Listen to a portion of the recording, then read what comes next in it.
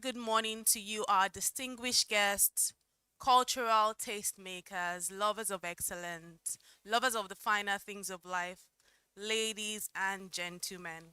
It's my pleasure to welcome you all to the very first edition of the Business Day Luxury Conference. We're gathered here today at a very defining moment in the global luxury industry.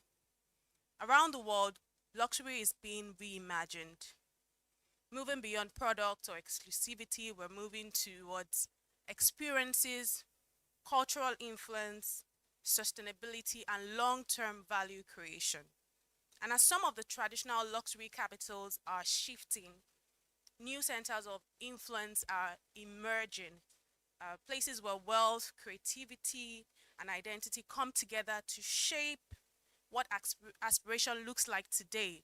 And Nigeria sits or stands at the forefront of this. We boast of Africa's most dynamic, affluent populations and a globally influential creative economy, from fashion and art to hospitality, entertainment, and premium real estate. Nigeria is a place where luxury isn't simply consumed, it's adapted, it's interpreted, and constantly reimagined. And that's exactly why today's conversation is really important. We've brought together luxury brand leaders, we've brought together investors, we've brought together policymakers, we've brought together business leaders, and cultural tastemakers. We also have ecosystem builders right here in the room today, and we want to share ideas, we want to share perspectives and opportunities in this place, which is designed for us to have these meaningful conversations. And it all sits under our theme for today, which is luxury reimagined: power, purpose, and prestige. And in the next couple of hours and throughout the session, we will be having meaningful engagement. And I want to encourage us all to engage with this conversation because that's why we're here today. My name is Elizabeth Musa. You can call me the Global Lizzie, and it's my honor to stand before you as your master of ceremonies today. Through the course of this event, I'll make sure to steer this conversation, steer this luxurious ship masterfully, and we hope that you have a very meaningful event. On that note, I'd like to welcome the editor of Business Day, Mr. Ololade Akimirele, for the opening address. Please put your hands together for him as it comes up. And we'd like you to really have a luxurious energy. I know we're trying to keep it all classy, but please let's make the energy louder. Please put your hands together for the editor of Business Day. Thank you very much. Thank you, distinguished guests. My task this morning is a very simple one. I'm standing in for the publisher who's unavoidably absent, so I'll just read his speech. Okay.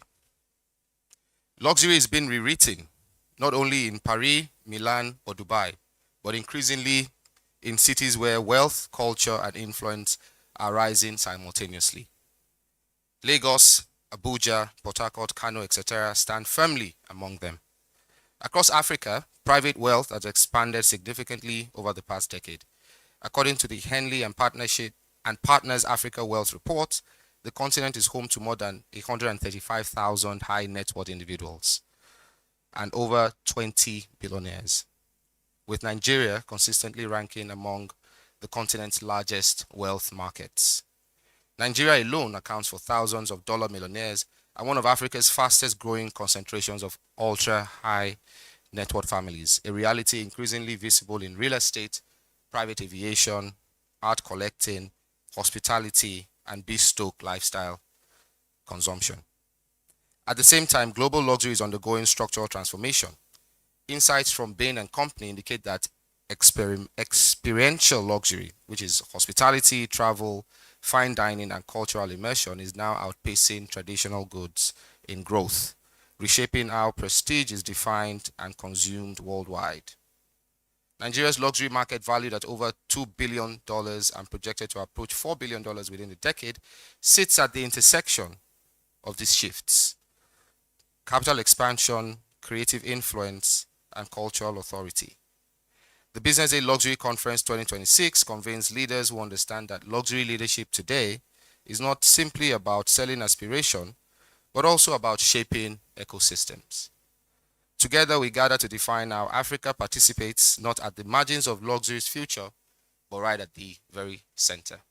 Thank you very much, and allow me welcome you once again to this event. And I hope that the conversations we'll be having this morning would really spark something truly beautiful. I believe personally in the power of the luxury sector really to contribute significantly to economic growth in Nigeria, especially given that we have this target of a $1 trillion economy by 2030. A lot of people think that might not be possible, but well, maybe with the right steps and just opening up key sectors like luxury, for instance, there are low-hanging fruits that are just staring us in the face. That if we, just create an enabling environment for those sectors, then we can see our GDP grow even faster. I know a lot of us have celebrated the fact that GDP expanded by 3.8% last year, but you'd agree with me that given the level of poverty in Nigeria, you need economic growth at a faster pace, maybe between 8 to 10% to do that. So that's why conversations like the ones we'll be having this morning are pretty important in terms of not just what it does for that sector, that industry, but also how it helps to grow our economy collectively. Thank you, and do enjoy the conversation. Thank you very much, editor. As we proceed in the agenda today, I'd like us to do something very, very quickly. We've not really welcomed ourselves warmly today, so I'd like you to look to the person closest to you, tell them welcome, give them a warm smile, pay them a compliment. You look lovely, ma'am. You look lovely. Welcome. Good morning. You're welcome, sir. Good morning. Good morning. Good morning. Good morning, ma'am. Good morning. Nice to see you. Good morning. All right. Now, it seems like we're ready for the conversations we're about to have today. Yes, you've warmly welcomed yourself. Yes, that's how to begin. So we'll go to our keynote conversation, our keynote address today. And as I bring him up stage, I'd like you to please make the applaud loud. Okay. To give us our keynote address today, we have the managing director of the Luxury Network. But before I bring him up, Ambassador Dr. Samuel Abiola Jacobs is the managing director of the Luxury Network Nigeria, the Nigerian chapter of the globally renowned private members club for luxury brands. A distinguished business strategist, diplomat, and luxury industry leader, he is widely respected for shaping strategic alliances among high-end brands, affluent clientele, and key stakeholders across Nigeria and beyond. Ladies, gentlemen, he has a background spanning international relations, brand strategy, and executive leadership.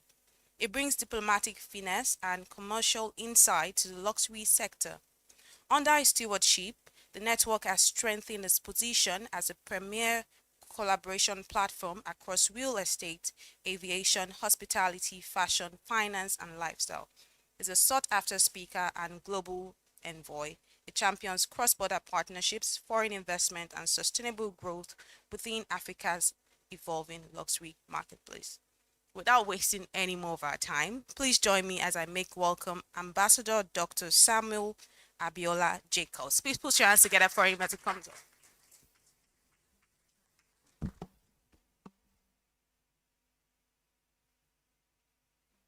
Thank you for that warm introduction.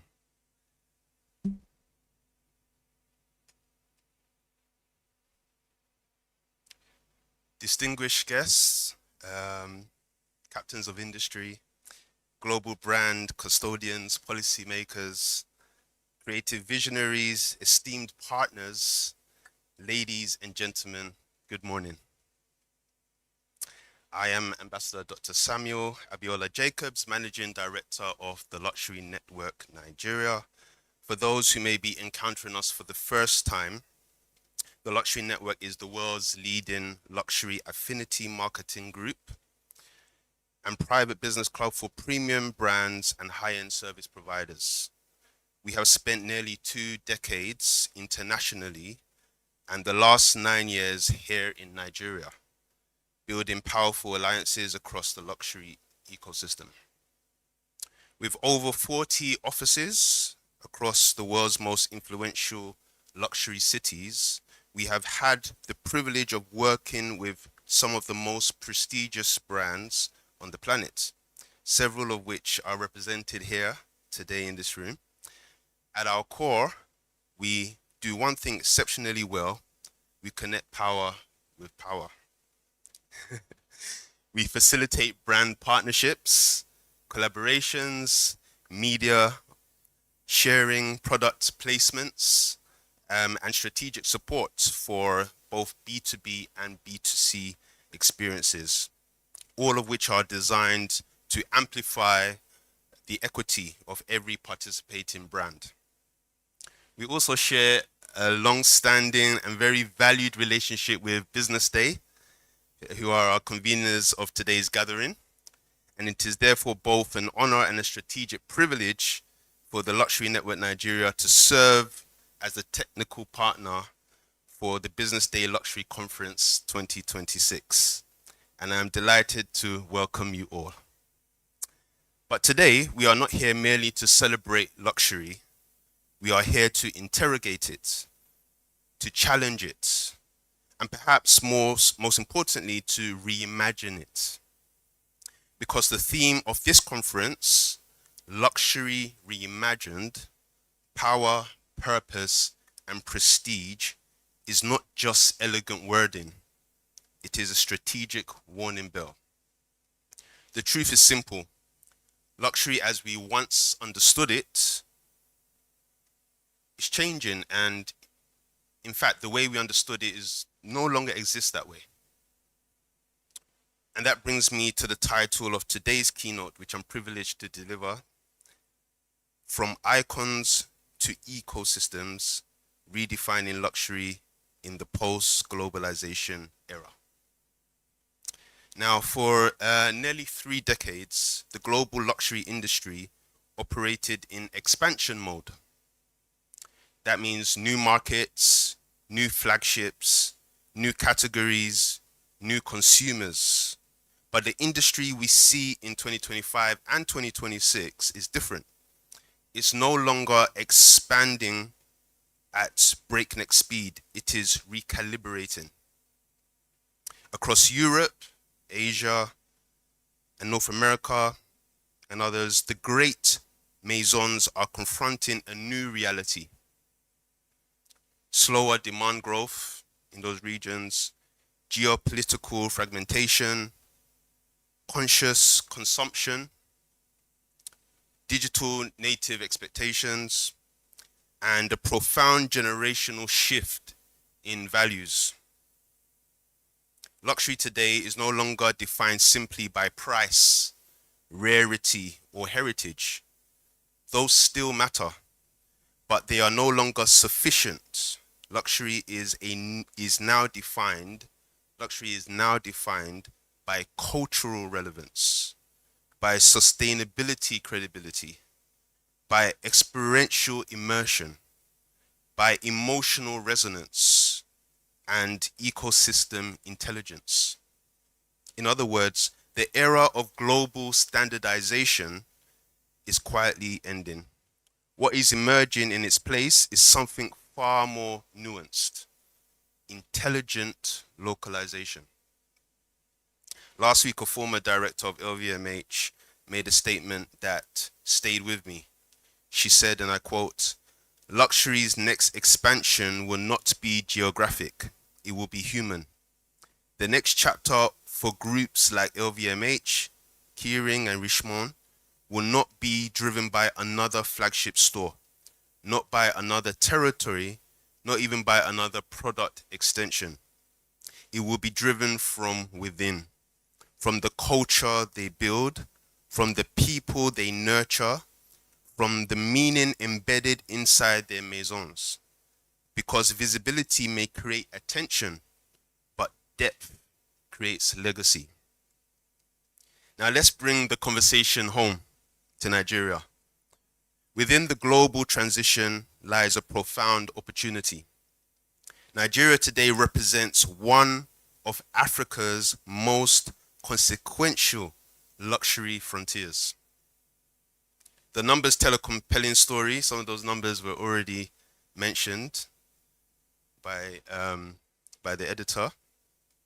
Nigeria's luxury goods market was valued at just over $2 billion in 2024 and is projected to reach nearly $4 billion by 2033.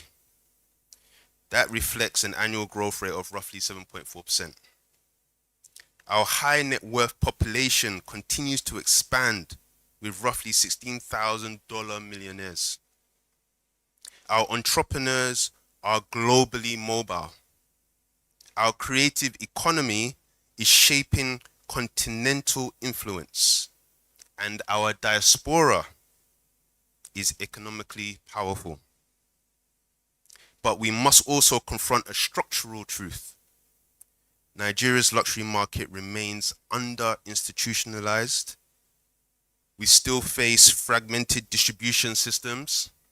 We still face weak data transparency, regulatory bottlenecks, high import duties, infrastructure constraints, limited local brand scaling mechanisms, and capital inefficiencies. In other words, the opportunity is enormous, but the ecosystem is incomplete. For decades, luxury operated as what we call an icon economy. Power lived inside singular brands. Prestige lived inside logos. Status lived inside visible hierarchy. But in the post-globalization era, icons alone are not enough. In other words, in the old luxury economy, the strongest brand won. In the new luxury economy, the strongest ecosystem wins. And ecosystems are not built by competition alone. They are built by collaboration. Luxury is evolving from isolated symbols, which are icons, into interconnected ecosystems. An ecosystem integrates brand heritage, local cultural relevance, experiential touchpoints, digital infrastructure, community influence, policy alignment, and cross-sector partnerships. Luxury today is no longer a vertical industry. It is a horizontal network of influence. And this is exactly where Nigeria must focus the next chapter. Now let's talk about power. Power in modern luxury is no longer defined simply by exclusivity. It is defined by narrative control. The brands that will dominate this decade are those that shape cultural conversations, like we're having today, embed themselves in communities, co-create with local voices, understand generational psychology, and integrate technology seamlessly. Power today sits at the intersection of brand and belonging. The most powerful luxury brand in the world is not the one with the biggest logo. It is the one that owns the story people tell about themselves. And Nigeria has some of the most powerful stories on earth. Do you agree with me? All right. And for Nigeria, this means something profound.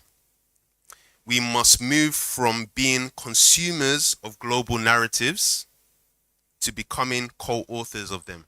We're all known around the world as consumers. Go anywhere in the world, they love Nigerians when it comes to luxury brands. But now we're moving to becoming co-authors. Can we own our own? What about purpose? Purpose is the legitimacy test. Today's affluent consumer, whether in Lagos, in London, Los Angeles, demands more than operation or aspiration, I should say. More than aspiration. They demand alignment. Sustainability is no longer optional. Ethical sourcing is no longer a differentiator. Transparency is no longer a marketing strategy. Luxury with purpose becomes enduring.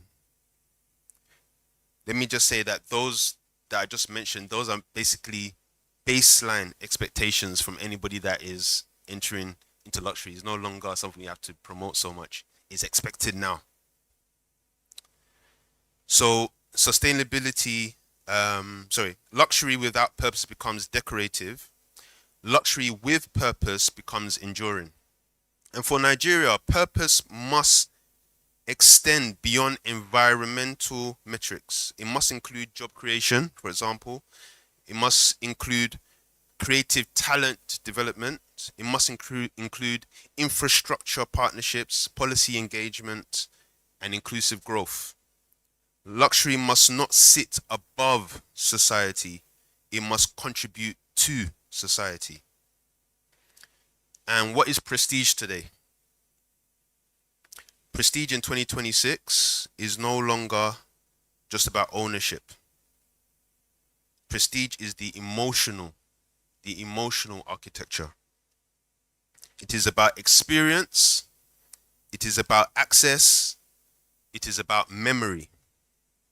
Experiential luxury is now outpacing product-centric luxury globally. Whether it's hospitality, private aviation, curated travel, wellness, fine dining, art, bespoke services, you name them. These are redefining how value is perceived. Prestige today is emotional architecture, I repeat. It is not just what a brand sells. It is how a brand makes you feel. And Nigeria is uniquely positioned here. Our culture is immersive. Our hospitality is experiential. Our storytelling is powerful. Our music, fashion, and arts, come on now. They influence global platforms. The question is not whether Nigeria has cultural capital. The question is whether we will institutionalize it. So what is the post-globalization reality? The world today is fragmenting economically and politically. We know that. Supply chains are regionalizing. Trade alliances are shifting. Consumer identity is localizing. In this new reality, global brands must embed local meaning. And local markets must build institutional strength. The future will belong, listen, the future will belong to collaborative ecosystems. Not isolated players, not transactional relationships, but structured alliances. And that is precisely why platforms like the Luxury Network Nigeria exist, to transform aspiration into architecture through strategic partnerships. So we need a strategic blueprint for Nigeria.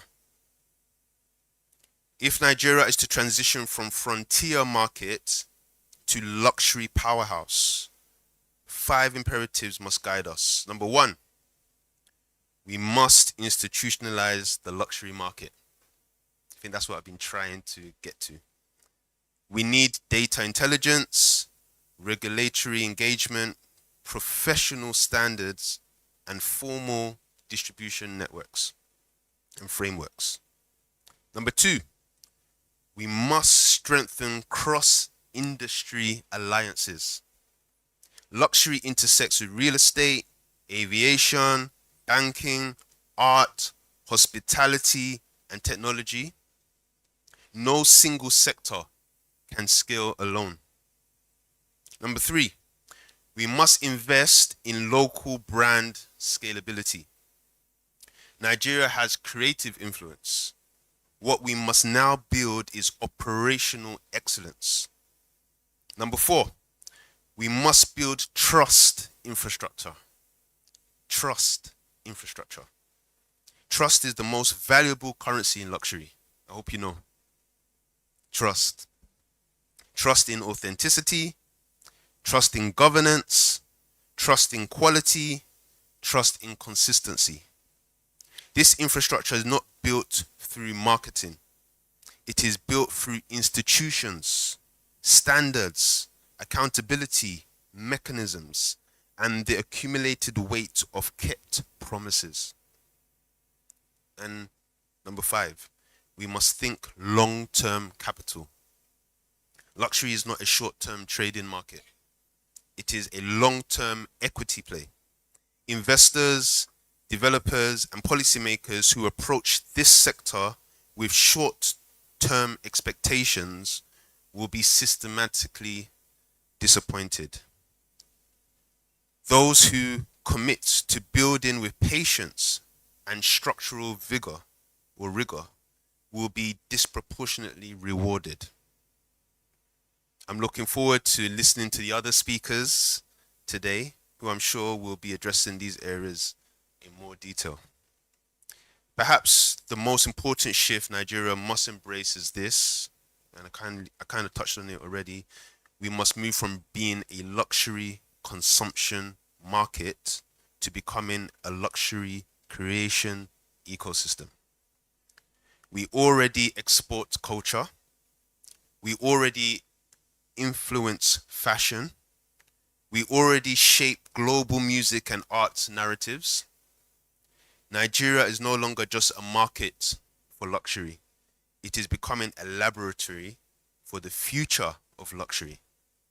Because what happens when culture, creativity, and entrepreneurial velocity collide? What we have is innovation.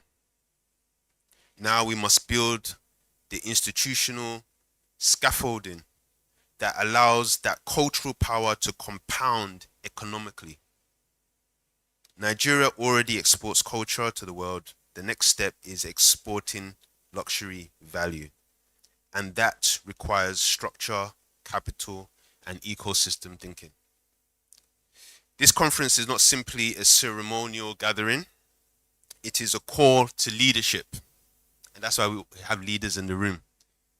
You know, the guest list was very, not just tight, but it was well curated to make sure that we have, the right people in the room. It's a call to leadership. It is a strategic inflection point, because in this room today are policymakers, global brands, financial institutions, developers, creatives, investors, innovators. We have policymakers with the authority to reform the regulatory environment. We have global brands with the capital and expertise to deepen their commitment to this market. We have financial institutions with the capacity to deploy patient, long horizon capital. And we have developers, creative visionaries, investors, and innovators whose combined energy and ambition could genuinely reshape an industry. The question is no longer whether Nigeria can participate in the global luxury economy. The question is whether we are bold enough to help shape it. In other words, the real question is not whether luxury in Nigeria will grow. It will. The real question is, will it grow accidentally or will it grow architecturally? Will we remain fragmented or build ecosystems? Will we merely consume power or design it? And so in closing, Luxury Reimagined is not about abandoning heritage. It is about expanding it, ensuring that prestige has purpose, that power has responsibility, and that growth has structure. The post-globalization era demands that we move from icons to ecosystems. And Nigeria, with its demographic energy, entrepreneurial velocity, and cultural authority has the potential not merely to participate in the future of luxury, but to define it. Let this conference be remembered not simply as a conversation, but as the moment Nigeria's luxury industry decided to institutionalize its ambition. And on that note, I thank you very much and I look forward to engaging with all of you. Thank you so much. Thank you very much to our keynote speaker, Ambassador Dr. Samuel Abiola Jacobs. Thank you very much. You know, when our keynote speaker was speaking, I did take some keynotes, and he mentioned some things. He talked about the fact that the luxury industry now needs to create more structure. We need more capital and ecosystem thinking. But I think the most important thing for me was what he had said at the start when he did mention that we're not just here to celebrate luxury, but to reimagine it. We're to interrogate it, in his words. And it took me down to about a week ago when I was in Cape Town and I was speaking with a couple of people, and they said to me, why do Nigerians like to slam the term luxury on everything?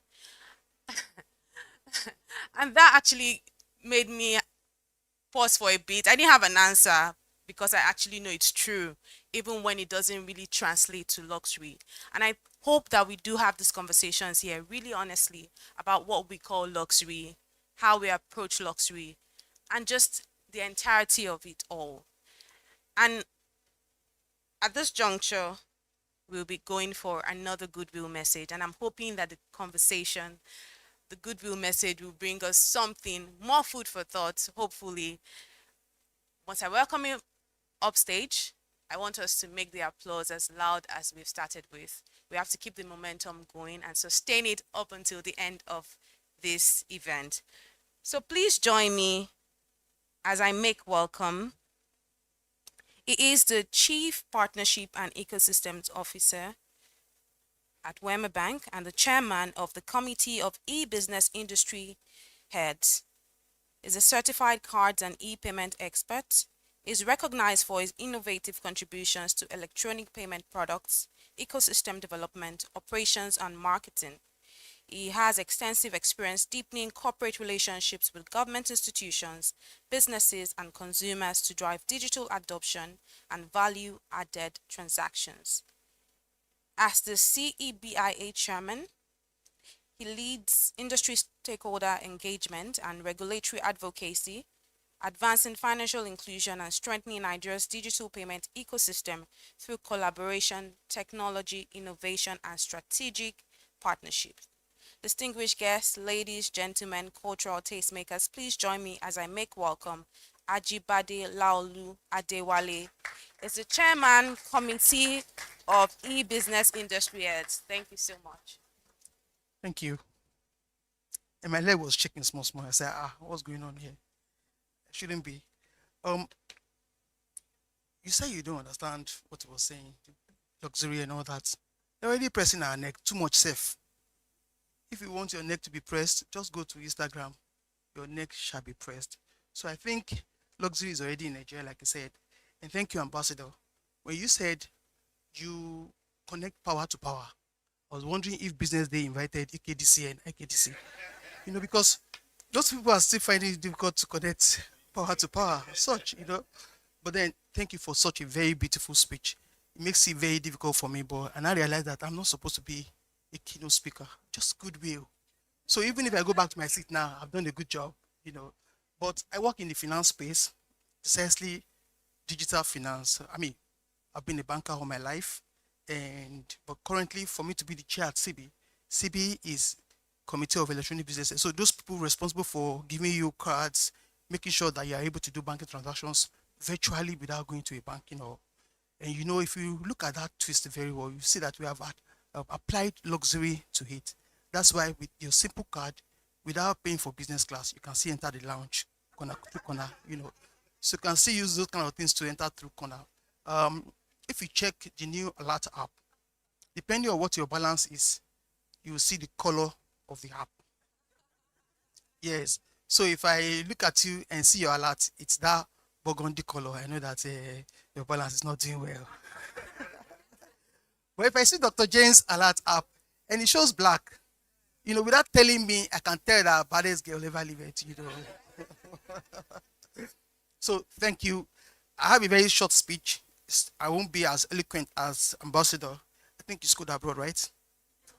But we're pronouncing some things. In my mind, I'm not like, something that I've already crammed. Power. Power is power. Which one is power? I said today I die, but we'll survive. So please, just manage me. Where I'm supposed to say power and I say power, you know that, okay, power is power. Okay, good. Let me also start by thanking Mr. Frank Aibogo. Unfortunately, he's not here, but then his executive director is here, Lalade. He gave a very beautiful speech as well. Editor here as well. And the team for organizing this beautiful session. Thank you for the 25 years of shaping impact decisions. It's a privilege to give a goodwill message at the 2026 Business Day Luxury Conference. We are gathered at a fascinating intersection where traditional definition of prestige are being dismantled and rebuilt. And the ambassador did a good job trying to elaborate on the difference between them, where we were before and where we currently are, and where we think. I'm also trying to, how this kind of thing. But you know that this is not me. You guys know that it's not me. This is just me trying to, because they said we should maintain the momentum. So, Mr. I want to ensure that the momentum is well maintained. Today, luxury is no longer merely about the scarcity of products. It is about the sovereignty of time, the depth of experience, and the alignment of values.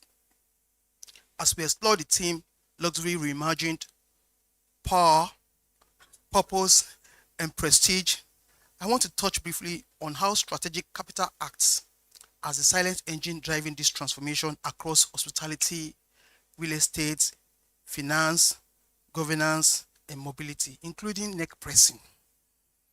Yes, so because that's the reason why you look for luxury. But I think, in my opinion, doing some research, I feel luxury can be much more than that. And I thank the ambassador again for speaking to it a little. In every industry, from fashion to finance, there's a structural secret to long-term sustainability, the multi-tier brand architecture. So if you look at global giants like Index Group, they own the mass market with lefties. Look at them. For those of you who travel, I don't. And the middle class with Zara, like the shoes I'm currently wearing. But they maintain the cultural soul through Massimo Dutti, which is the high end of their luxury brand.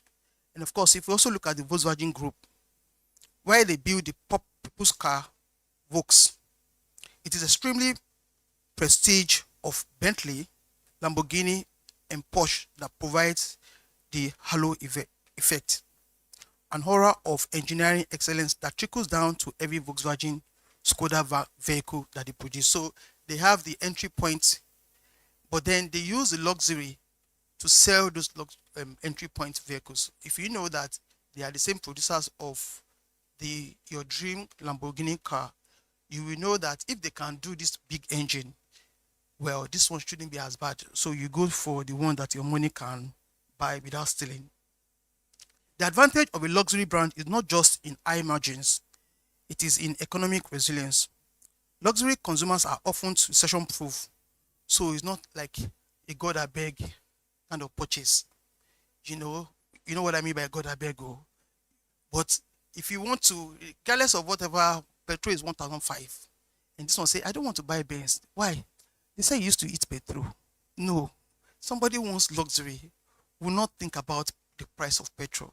So it is recession proof. Where did I read this one up to? Providing a fortress for the organization when the mass market wavers. So at times like this, you see the luxury brand that you have, that nothing is shaking it. We see the same brilliance locally. I remember there was a time where it was in vogue for brides on their wedding day. They have a particular outfit. They call it the komole from House of Dior. Exactly. At the time I got married, there was nothing like that at that time. So it was Bubai and Ashoke. My wife just entered. But then today's bride, you see them, it's a big day, and they make sure that they look into that. And those kind of things can be very expensive. So in financial sector, we have learned that the ultimate luxury is frictionless living, whether through the digital innovation at Wema Bank, which betted Saw on Alert. I don't know if you know Saw on Alert. If you know the Alert app, it's an app that has deployed the first voice banking. So you can say, hey Saw, please transfer 1 million to my mother.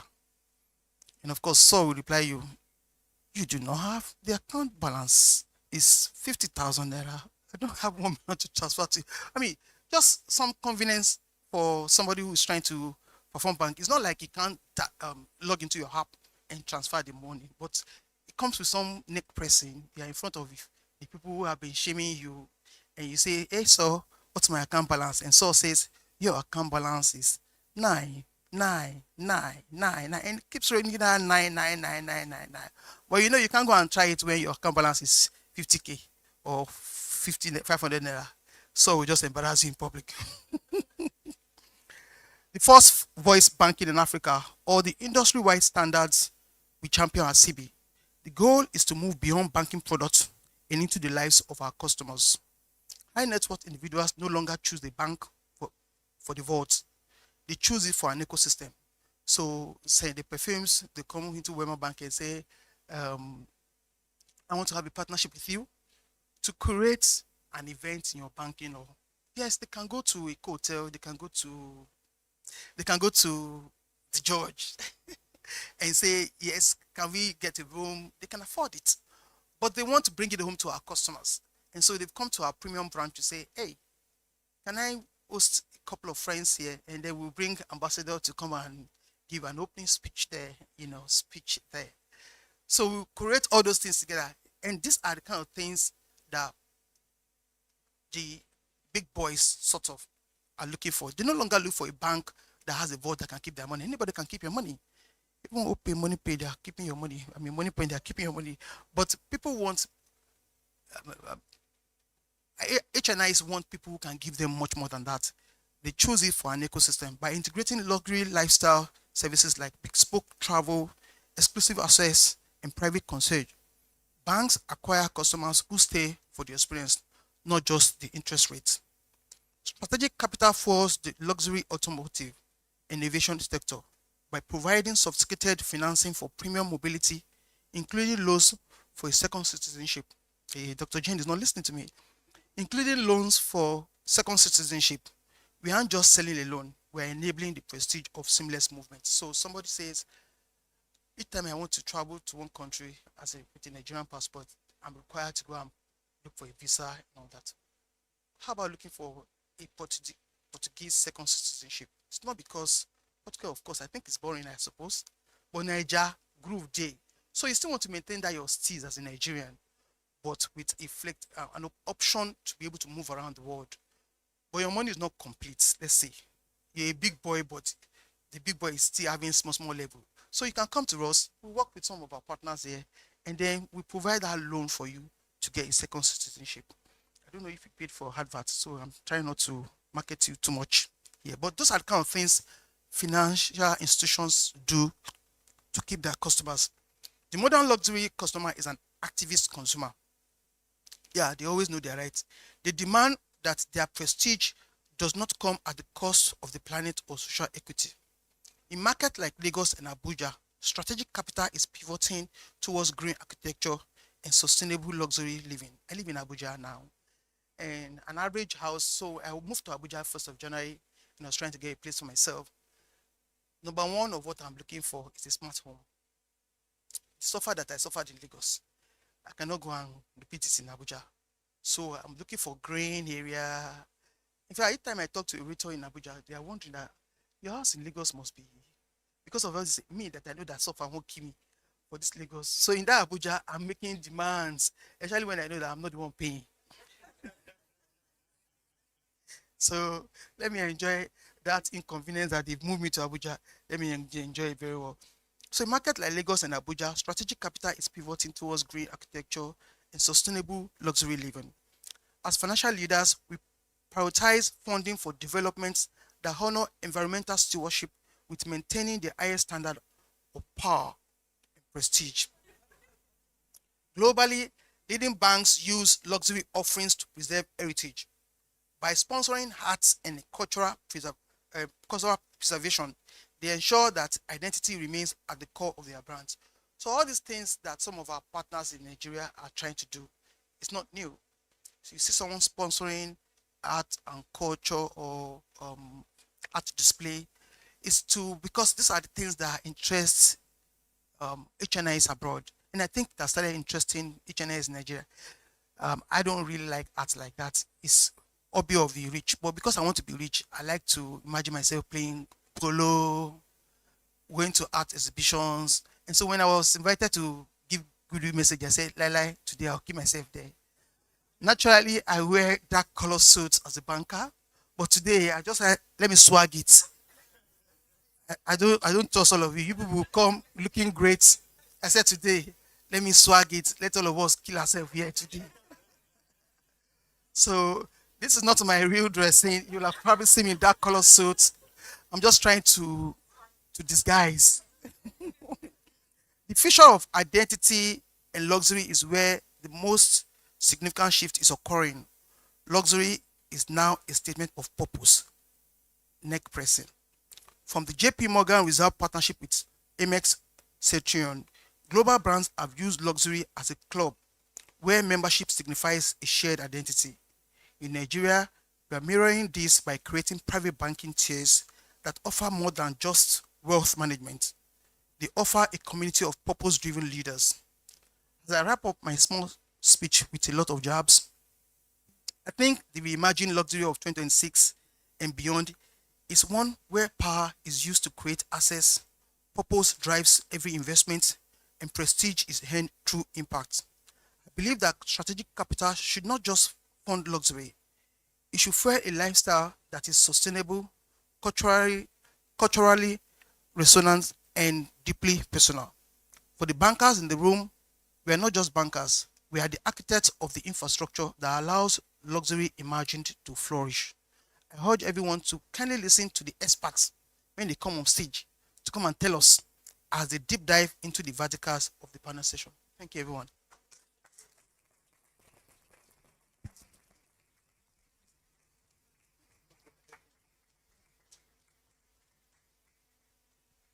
Thank you very much, Mr. Ajibade, for bringing us that goodwill message with so much humor and candor. Disclaimer, no, nobody's killing themselves here. Right, so we're going to our next panel now, and we're moving into the meat of the conversation. And in no particular order, I'll be calling up our panelists. Please let's sustain the momentum by keeping the applause loud as it can be. So I'll be bringing them up stage now. Please make the applause as loud as possible. Our next panel is focused on experiential luxury beyond products into lives, and I'm sure that we'll all agree that that's really important.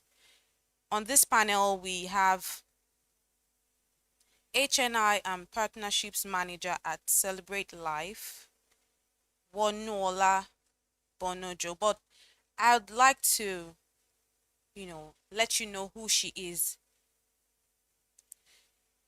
Wonuola Bonojo is the HNI and Partnerships Manager at Celebrate Life, the Nigerian distribution and commercial partner for Diageo's luxury spirits portfolio. In her role, she leads strategic engagement with high net worth individuals, corporate partners, and influential stakeholders, driving brand visibility and commercial growth for premium labels including Don Julio, The Singleton, Casamigos, and Johnny Walker Blue Label.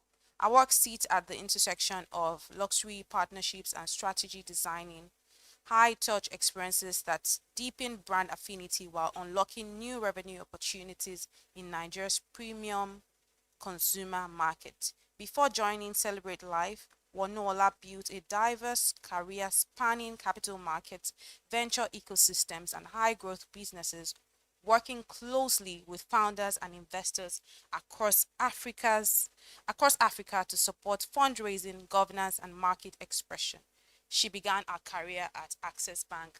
And I'm sure that you can see from that bio that she is worthy of this conversation. Distinguished guests, ladies, gentlemen, cultural tastemakers, please join me as I make welcome Wonuola Bonojo. She's the HNI and Partnerships Manager at Celebrate Life.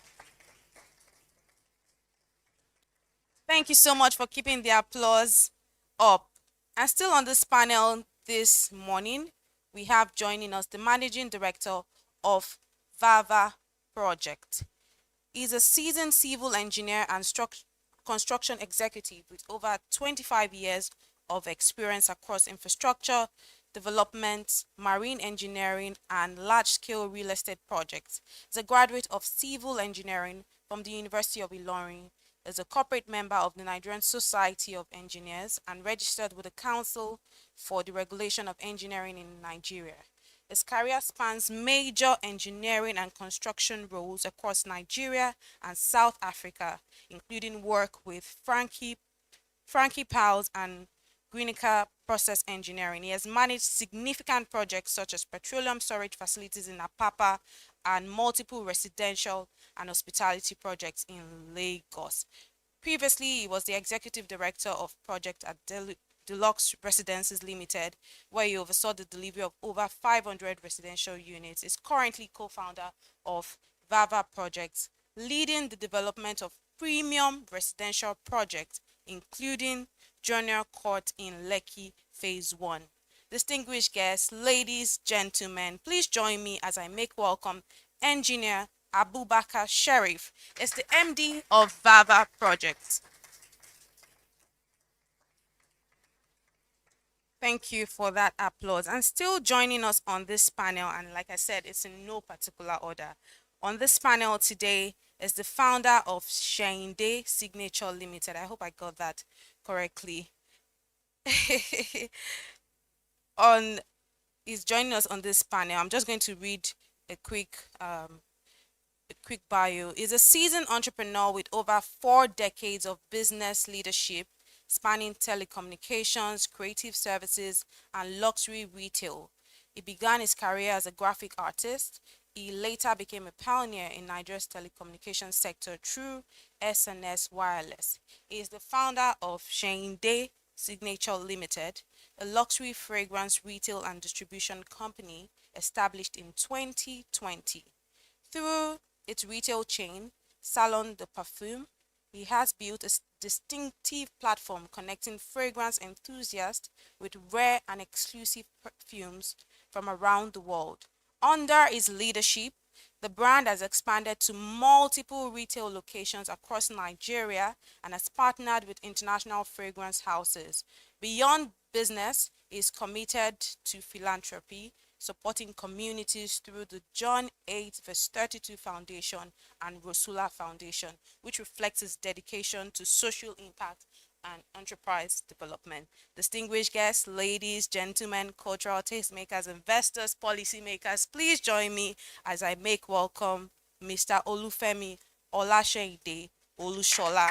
Is the founder of Shinde Signature Limited. And last but certainly not least on this panel is the head of the premium banking segment of FCMB Group. She leads strategy and execution for the group's premium clientele. She delivers tailored value propositions, innovative financial solutions, and exceptional customer experiences, driving sustained growth and profitability within the luxury and high net worth segment. She has over 17 years of banking experience, spanning Prudent Bank, Sky Bank, and First Bank. She has built deep expertise in wealth management and relationship management. Her tenure at Guinness Nigeria further strengthened her commercial leadership, where she restructured distribution channels and launched a high-performing premium spirits brand. She holds a BSc in accounting from the University of Lagos and an MBA from the University of Leicester in the United Kingdom. She's passionate about gender inclusion. She actively supports women's professional advancement, and she is a member of the United Nations on Stereotype Alliance. Distinguished guests, ladies, gentlemen, cultural tastemakers, please join me as I make welcome Okpeyemi Makinwa. She's the head of premium banking at FCMB Group. Please make the applause louder as she comes up stage, please. Thank you. And to moderate this panel for us this morning is Business Day's digital sales manager, Linda Ochugwe. Please make her feel welcome as she comes up stage. Thank you very much. Thank you so much, Lizzie. Thank you, everyone. I'm so happy and delighted. I will be sitting in for Temi Tokwe. So I am not Temi Tokwe. My name is Linda. If you check the agenda, and I am really privileged to be sitting with amazing panelists on this topic. So this morning, without wasting so much time, we're going to be talking about experiential luxury and beyond products into lives. And we're trying to, your smile is amazing. We're trying to talk about Nigeria and the luxury and beyond just the talk. How do we actually put that in our lives? And to start, I always like to start with a 1 minute break just for people to know something about you and also for you to just talk a bit about the topic before we dive into the questions. After which, I will take 1 or 2 questions from the audience, and if they have more, they can actually catch you behind so that we do not take time into the next panel. Would that be okay? I will start with you. That's fine. Yeah, yes, please. Okay, so in 1 minute, I just want to talk about the topic before we go into the questions and how it affects you or your bank and how it affects your life or what you think people can learn from the topic of today. Okay, thank you so much. Enough has been said in the room today. I'm very passionate about luxury and how it's emerging. And, like we've said, we have been, the ambassador was saying that we should challenge ourselves in terms of what luxury means and how it's evolving. And we've seen that luxury is no longer about commodities or just, acquiring products and services, but it's gradually moving to how you feel about a product, how you feel about experience. People, especially the Nigerian market, is getting sophisticated, still fragmented, but we have a lot of people that are more discerning and people that have traveled, a lot of global citizens, and they've already experienced luxury firsthand, and then of course would demand those kind of standards as well when they come back home. So we see luxury, becoming more about experience, and of course, the community here is strong, and this is the maiden edition of this, to be able to bring people, bring powers, ecosystems, form structures so that we could codify what luxury would really mean in the heart of the consumer or customers. So I'm very passionate about that. And of course, power, meaning that we have the power to obviously shape the narrative of what luxury should be and what is demanded of us as partners in the eyes of the consumers. So, Thank you so much for that, Okwemi. Thank you. Next. Femi, you're next, please. Okay. Okay, good morning, everybody. Okay, for me, luxury is not about price. It's about value proposition, what you bring to the table, as well as experience. So in terms of experiential luxury, our value proposition as a business actually is experiential luxury. We believe we are not just selling perfumes, we are selling experience. Because people live forever with the experience they gain when they come to your store. So if you've been to any of our store, you can see the relaxing mood that you can come there, sit down, take your time, experience for as long as you want. So people don't just come to us wanting to buy something. They come with the notion like, I'm going to go and experience my life. I use the word experience my life because you are sold forever. So for me, experience is key thing in what we're talking about. Thank you so much. I still have one bottle of yours. I did not throw it away. Really? I'm keeping it every day in the morning. I you just using look at it and I'm just like, oh, this black and gold bottle is beautiful. Some perfumes you use them and you throw them away. Some you just keep them. And yours is one of those ones you just like to see them, even though Oh, they are thank empty. you. Okay, I'm going to move quickly to you, Mr. Abubakar. Everyone talks about Vava Furniture. Like, I feel like your company have done a lot in just changing the game. When you enter and you enter the stores and you see the furniture, you just know that this is smelling luxury because so I tell people it's not about the product but about the finishing and how it looks. And as you said, I think it's also about the experience that you kind of have when you go into the store, and your company have really done a very good job. Thank you very much. We have two companies in Vava. We have Vava Furniture and we have Vava Projects. So Vava Furniture deals with furniture, and if I if I if I model the two companies together, we have the same philosophy, and our philosophy is basically about affordability. Like somebody previously said, luxury should not be about something very, very expensive. And you have to look at the market. If I'm building a house in Lekki Phase 1 and I'm building a house in Niger and I'm building another one in Ikoyi, these are three different markets. But I don't want somebody to enter the house I built in Niger and east and say, what kind of rubbish is this? Probably I'm selling the Aja house 100 million. I'm selling the one in Lekki Phase 1 500, and I'm selling the one in Ikoyi 1 billion. But at the same time, what I'm going to put in Niger, I might use tiles from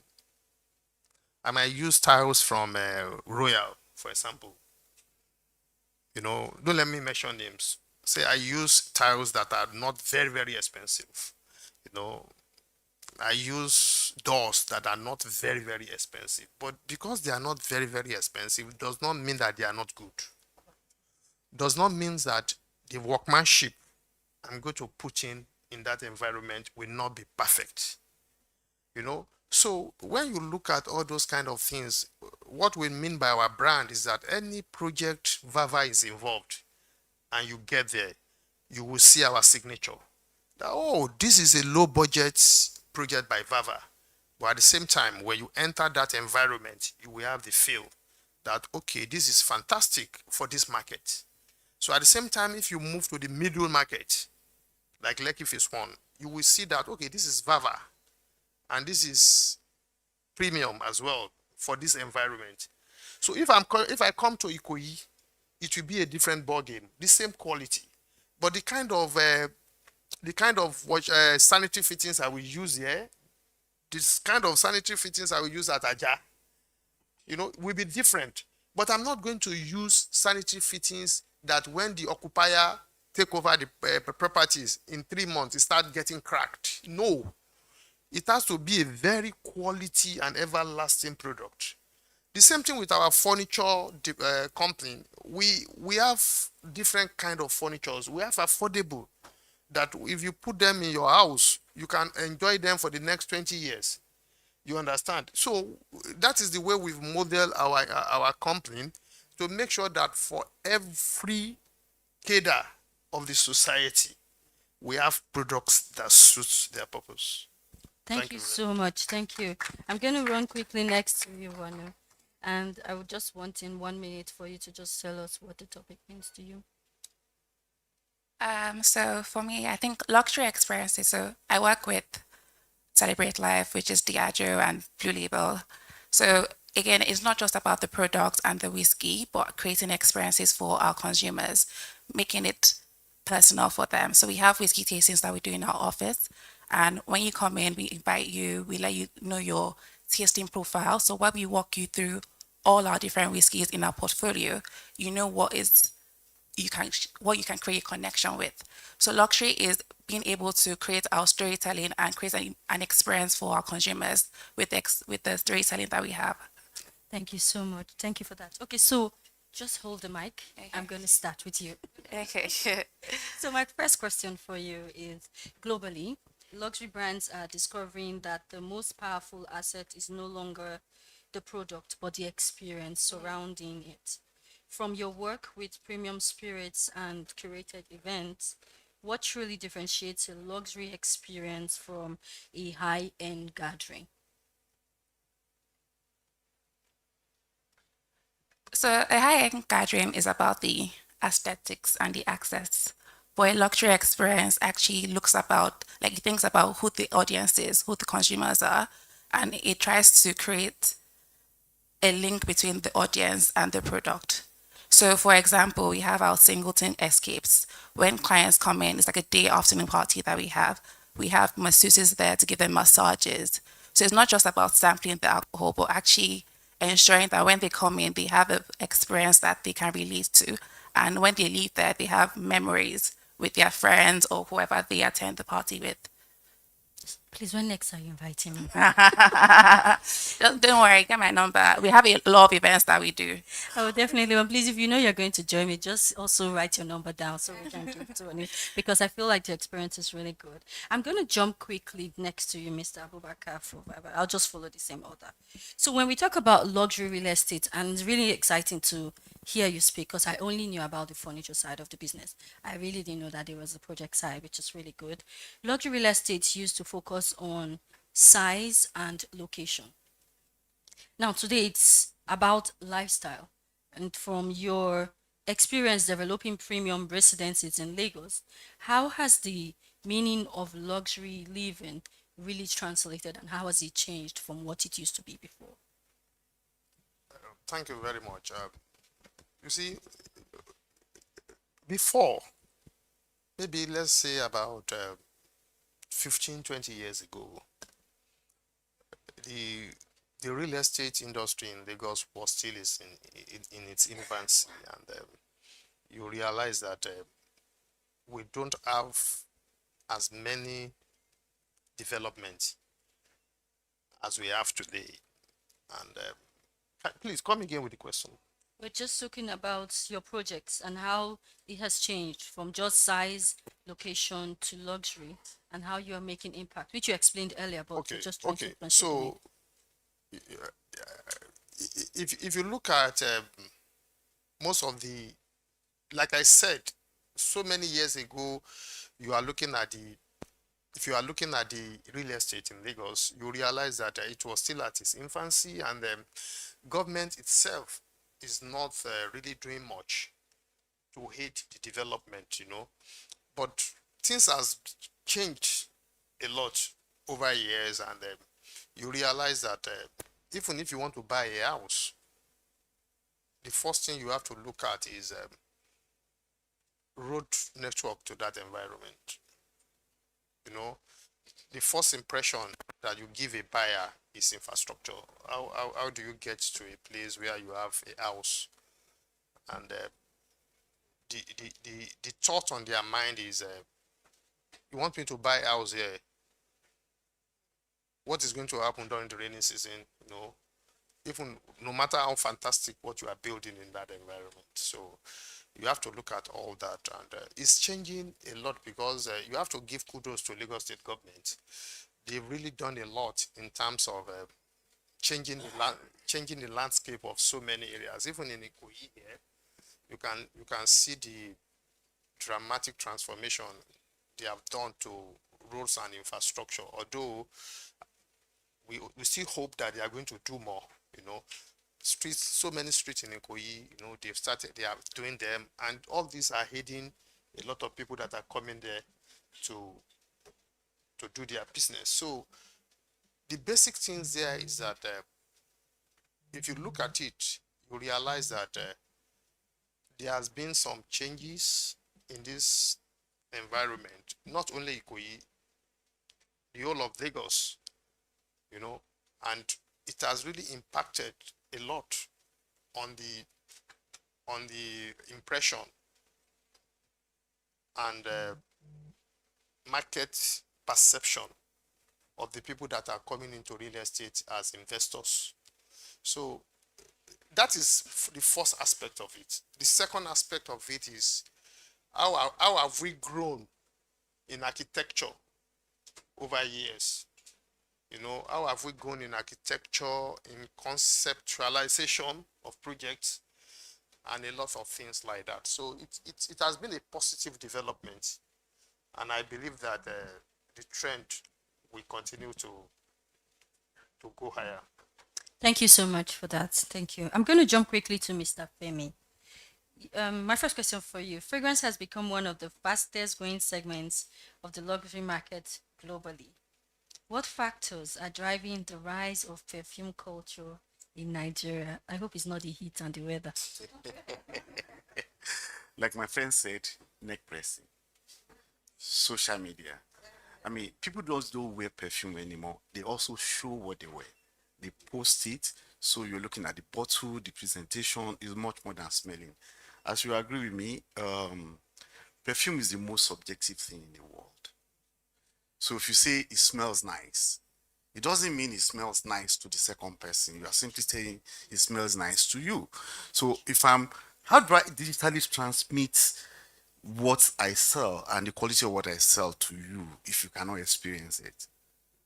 So if I'm telling you this smells nice, your head is just telling you, well, that one I saw too smells nice.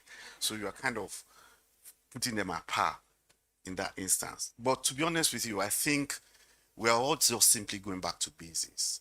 Because 2,000 years ago, or probably more than 2,000 years ago, the only thing that differentiates a poor man and a rich man is the way they smell. Yes, there was no car, there was nothing like, we probably don't even wear clothes. We wear dead animal skin, so we smell. So the one that are able to dose that smell down with nice perfumery, you know, those are the ones that are actually rich.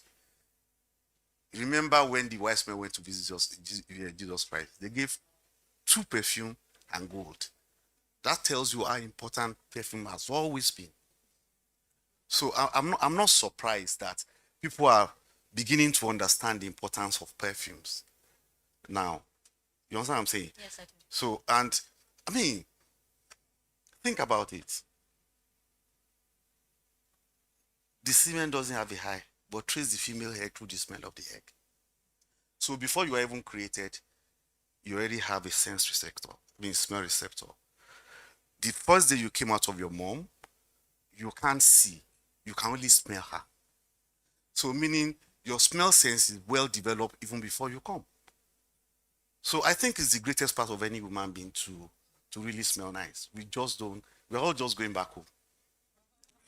Thank you, Mr. Femi. Thank you so much. And jump quickly to I'm going to jump quickly to, I think that is Opeyemi of FCMB. My first question for you is the number of high net worth individuals in Africa continues to grow steadily. How is that, and how is the demographic shift influencing demand for luxury goods and services? What have you experienced, and what have you seen over the past few years? Let's say 5 to 10 years and the change. Okay, very interesting. In the financial sector, I know sometimes when we talk about luxury, people often wonder how does that, what is the sweet spot between banking and, of course, luxury? But, it's really interesting to see that, like I said earlier in my remark, that if we bring it home to Nigeria, Nigerians are well traveled, and they sort of demand, the average Nigerian is well traveled. Anywhere you go in the world, you'll find a Nigerian. So they obviously understand some luxury standards, and then they've started to demand experience, even in terms of how bankers, the shift from transactional banking, just, go to the bank, tally and all of that, to how, you see we put up structures, you put up buildings, you make the look and feel look standardized, very appealing to the eye for them to come in. We've even seen that shift now, people demanding more for curated experiences in terms of travel. Ajibade was saying something that, sometimes we are not the connoisseurs of this, so we do a lot of partnership with people that are already doing the most in these industries and in this field. So you will see us curate experiences with even travel agencies, with hospitality businesses, with even real estate and all of that. So sometimes we have people showing properties, like private viewing of properties. You see bankers get behind that because we've seen that demand from our customers. So there's been a shift from there looking for products but looking for impact and value, so from product just looking for the regular current account, savings account, interest rates and all of that, they demand more I'm giving you all this. What is this bank giving me? What differentiates, an FCMB from a WEMA? Like he was saying, it's just the experience that we give them to as well, and how able we are creating these experiences. We do things with fragrances as well, because I know he was saying to you that you can, come and set up in one of their private lounges, and then, invite those customers to experience that. So you see banking evolving in line with the changes and the patterns that we're seeing in the luxury industry, and we're getting behind those spaces, and taking up spaces to as well to bring those experiences to the doorstep of the customers. Really good. You even seen some banks. I would really want you to still hold the mic. My second question is for you. And you can see some banks actually creating a different experience for HNIs and the premium banking customers, which is really very cool. It seems like you're in the house or you're in the bank and there's a couch and everything. But yeah, I think it's really good that things are changing and evolving. So my second question for you is, premium banking clients increasingly expect lifestyle integration with financial services. How are banks adapting to serve the modern affluent customers, like bringing these banking services home and not just far away? Yeah, so we're still very regulated by CBN, so there are many spaces that we can't play in. But how we do that is we use technology, one, we use data, two, and then of course we do partnerships and build ecosystems. In terms of the data, we try to understand what the customer wants, not just because we will churn our product because we think this is what would help us achieve our triple bottom line. No. So we understand the customer, we segment our customers into different bases because it's not one size fit all. So if a customer is really about creating wealth, his needs are totally different for someone that has created wealth and is looking for wealth transfer. Maybe trying to keep, transfer, write a will, be a philanthropist is kind of different. So we are able to do this by obviously understanding the data, and that way we are able to create propositions to sort of, serve these customers better. We don't have the expertise, like I said, so we partner with all these luxury givers. We've done things with Diageo too in the past, and things like that. So we would create these nice events around, especially around travel. So you would see our cards would give you access to different lounges in the world. Sometimes when you even book with our cards, you get some, discounts, or you even just get some upgraded to a very, bigger room with different, that is befitting of you and your status as an HNI. And of course, we also do health, we do Bupa insurance and just things that we know would add value and create impact to customers because they hold us accountable to those standards. Thank you very much, Okoyemi. You've done justice to my question. And I'm going to move straight to you, Mr. Femi of the fragrance. Your platform connects consumers with rare international fragrances. I love perfume, so that's why I'm smiling sheepishly. What does the demand for niche perfumes reveal about the evolving taste of Nigerian luxury consumers? And you mentioned something which is really key. Remember, we have this saying of the beauty is in the eyes of the beholder. So I think is the scent. Because what might be amazing to you will sometimes when my brother comes in, I'm like, do you want to kill me? I can't breathe. Like it's choking. But for some people, it's normal. So you've said a lot around this. How would you say that your platform really helps your consumers and connects them and provides them with this amazing service? Uh, Surprisingly, niche perfume for us is not price driven, actually. You know, and like I said, it's almost like people are going back to basics. At the time of, in those olden days, 18 something, 15 something, there was no designer perfumes at that time. Yet there were perfumes. We have brands, we have brand partners have started operations since 1870. Like we said, it's 1870 something that they started operations, you know. Now, but what all of us get to know as perfume these days are designer perfume. Which actually, in my own words, don't quote me, in my own words, were made for the poor. Because the designer have factory for shoes, they have factory for bags, they have factory for jacket, and so on and so forth. A lot of people can afford them. So they wanted something to draw people in. So they started creating perfumes synthetically. through third party. That's not luxury. Even though a lot of people take it as luxury, or MVMH, Gucci, they just take it as luxury, but that's not luxury. Now, people are getting to know the real perfume now. They are getting to know, getting aware of niche perfumes. So the demand for niche perfume keep growing. So you see people coming into the store, they don't even ask you for price. In fact, some will come and say, give me the most expensive perfume. So it takes me some time to tell them, no, it's not about price. I could give you something that will give you almost the same thing that 2 million, 3, 4 million perfume will give you. You know what I'm saying? So for me, people, the awareness is coming in gradually, because what the designers have actually done is to make perfume accessible to everybody. So you can see them in all airports, all supermarkets, everywhere that you go around with. Which in reality, that's not luxury. That's just accessibility. You know, so people right now are becoming aware of the real niche perfume. You know, so a lot of people want to experience it. So they graduate from designer perfume to niche. That's a new one. No, but that's the reality. So you can see that it's almost like, oh, you started your life driving a Mercedes, a Volkswagen. Now, if you have never seen a Mercedes Benz or driven a Mercedes Benz and you bought one, you will think you bought the best thing in the world until probably your friend came with a Rolls Royce. So until you experience the Rolls Royce, you will still think the Mercedes Benz is the best in the world. But once you drive in the Rolls Royce and you feel like, how much is it? I can afford it. Then you are trying to experience that also. So, the whole pattern of the world now is moving toward experiential. People just don't want to buy things. They want to experience things, because experience is what you keep. What you buy, you get over it in a few months. You know, probably in a few months you can't even remember why you like that thing and you pay for it. But you always remember the experience. It stays with you forever. So where everything is going is towards experiential luxury. So people want to experience the niche. They want to experience the storytelling behind the perfumes, because all the niche perfume has a story. It's not just putting things together to make you to make you smell nice. They all come with a story.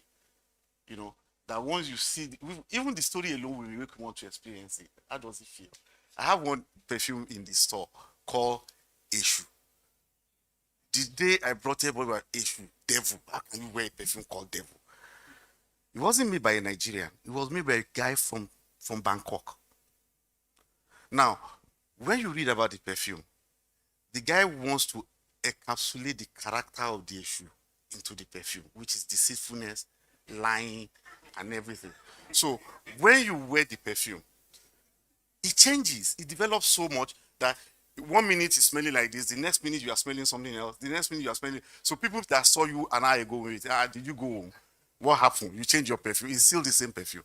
So he named the perfume Eshu to show that deceitfulness, the character of the Eshu god.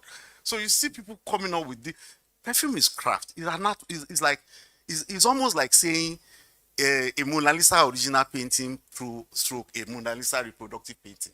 That's how designer perfume and niche perfumes are to each other. So once people get an idea of the niche perfume, I'm sure everybody here wants to wear a niche perfume.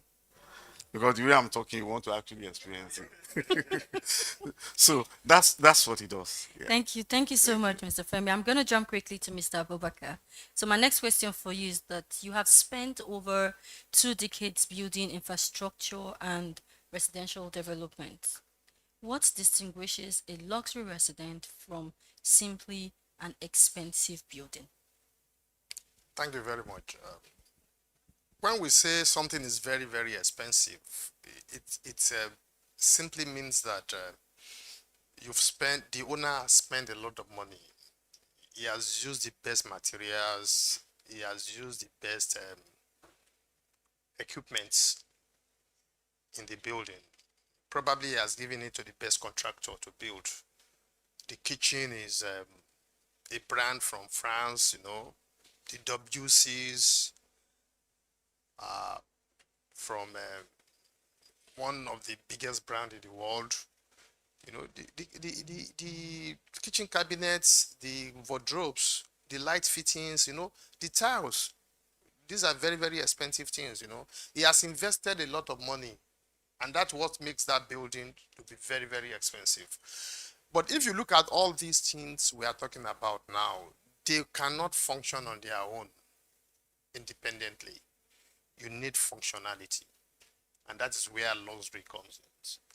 You see, if you are living in a house where you go to the bathroom, you turn on the water, and the water is very clean, drinkable. Although Nigerians might not drink it, they will say they have to buy table water or something. But in our own facilities, we produce water that are drinkable, water that we take to the laboratory and tested.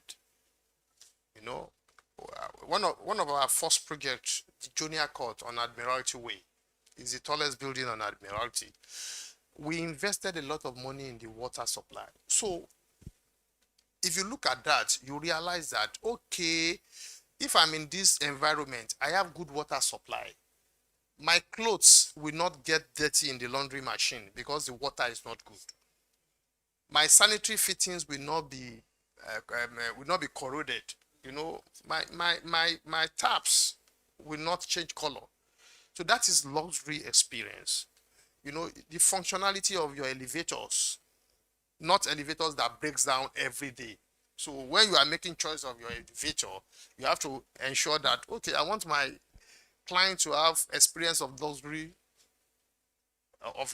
living. Probably you have, for a building, you have like 2 elevators. So when one has an issue, the other one will be functional, and you make sure that the other one is repaired immediately so that there won't be any issue. So then you have to look at power supply. Luckily for us in Lagos, we are having some independent power producers that developers are working with. And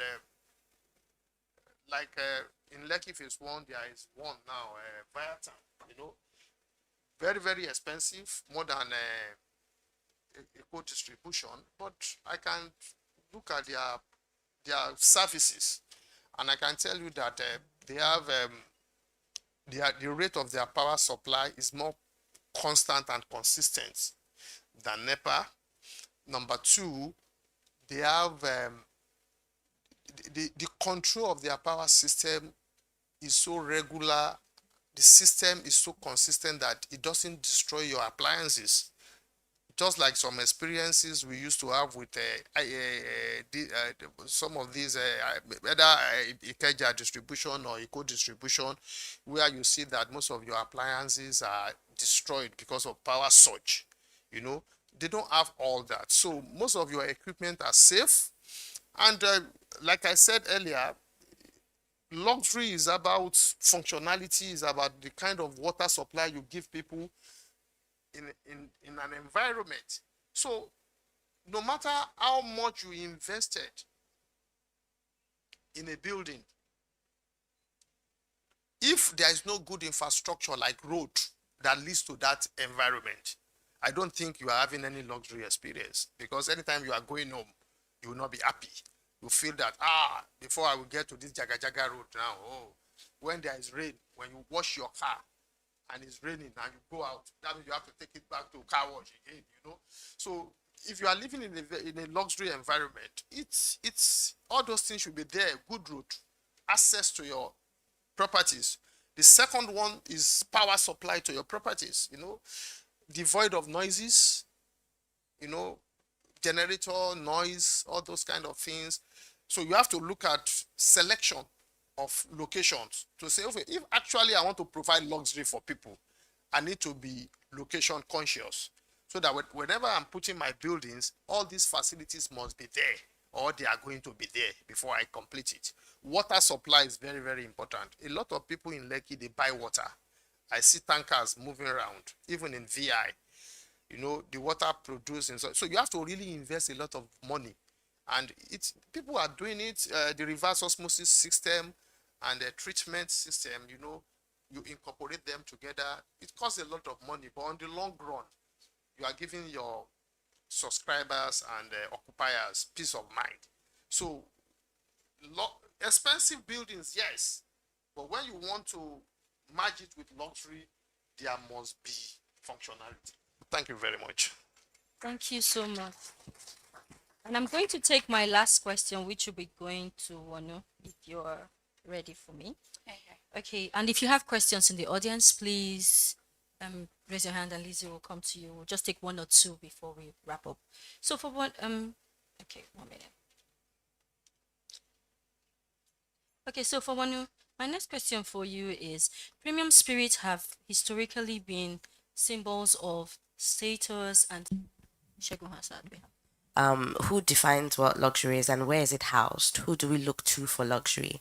Who we have the international brands that come into Nigeria. Sometimes they want to kind of take over, kind of make money and manipulate us, and they just tell us what luxury is. Who do we follow for luxury? So I'd like you to speak about that, please.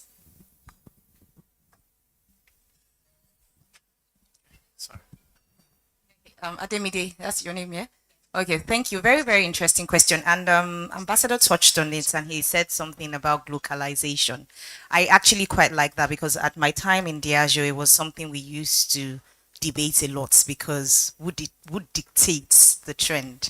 Who are the leaders and who are the followers? And he said something. We look at our music, you look at our lifestyle. She just said something relevant, pop culture. We somehow dictate it, in a way. They look to Africa. Before, it used to be we looking to America. They would, of course, back in the day, they were the trendsetters and still the trendsetters of fashion, sometimes to an extent. But it's very fragmented in Nigeria. And what we're doing here today is intentionality. We it's an art, it's fluid, whether it's real estate, whether it's fragrance, whether it's banking. We've been able to come together here, whether it's hospitality, to sort of talk about it. But it's not just products, it's not just price or rarity, but how it makes you feel. I don't know if that helps, and if anyone wants to jump.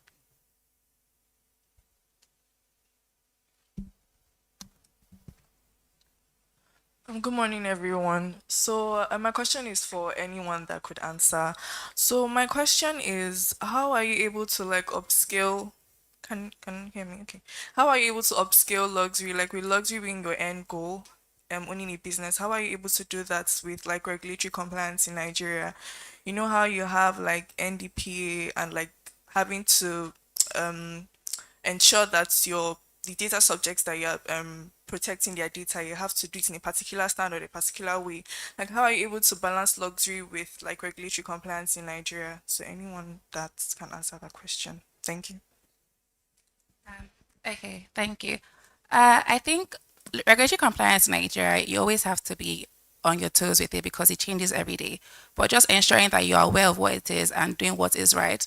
Also, when you create structures already and you have SOPs in place, when compliance come in, it's easy to just like change things to ensure that you're in line with the compliance and the regulation.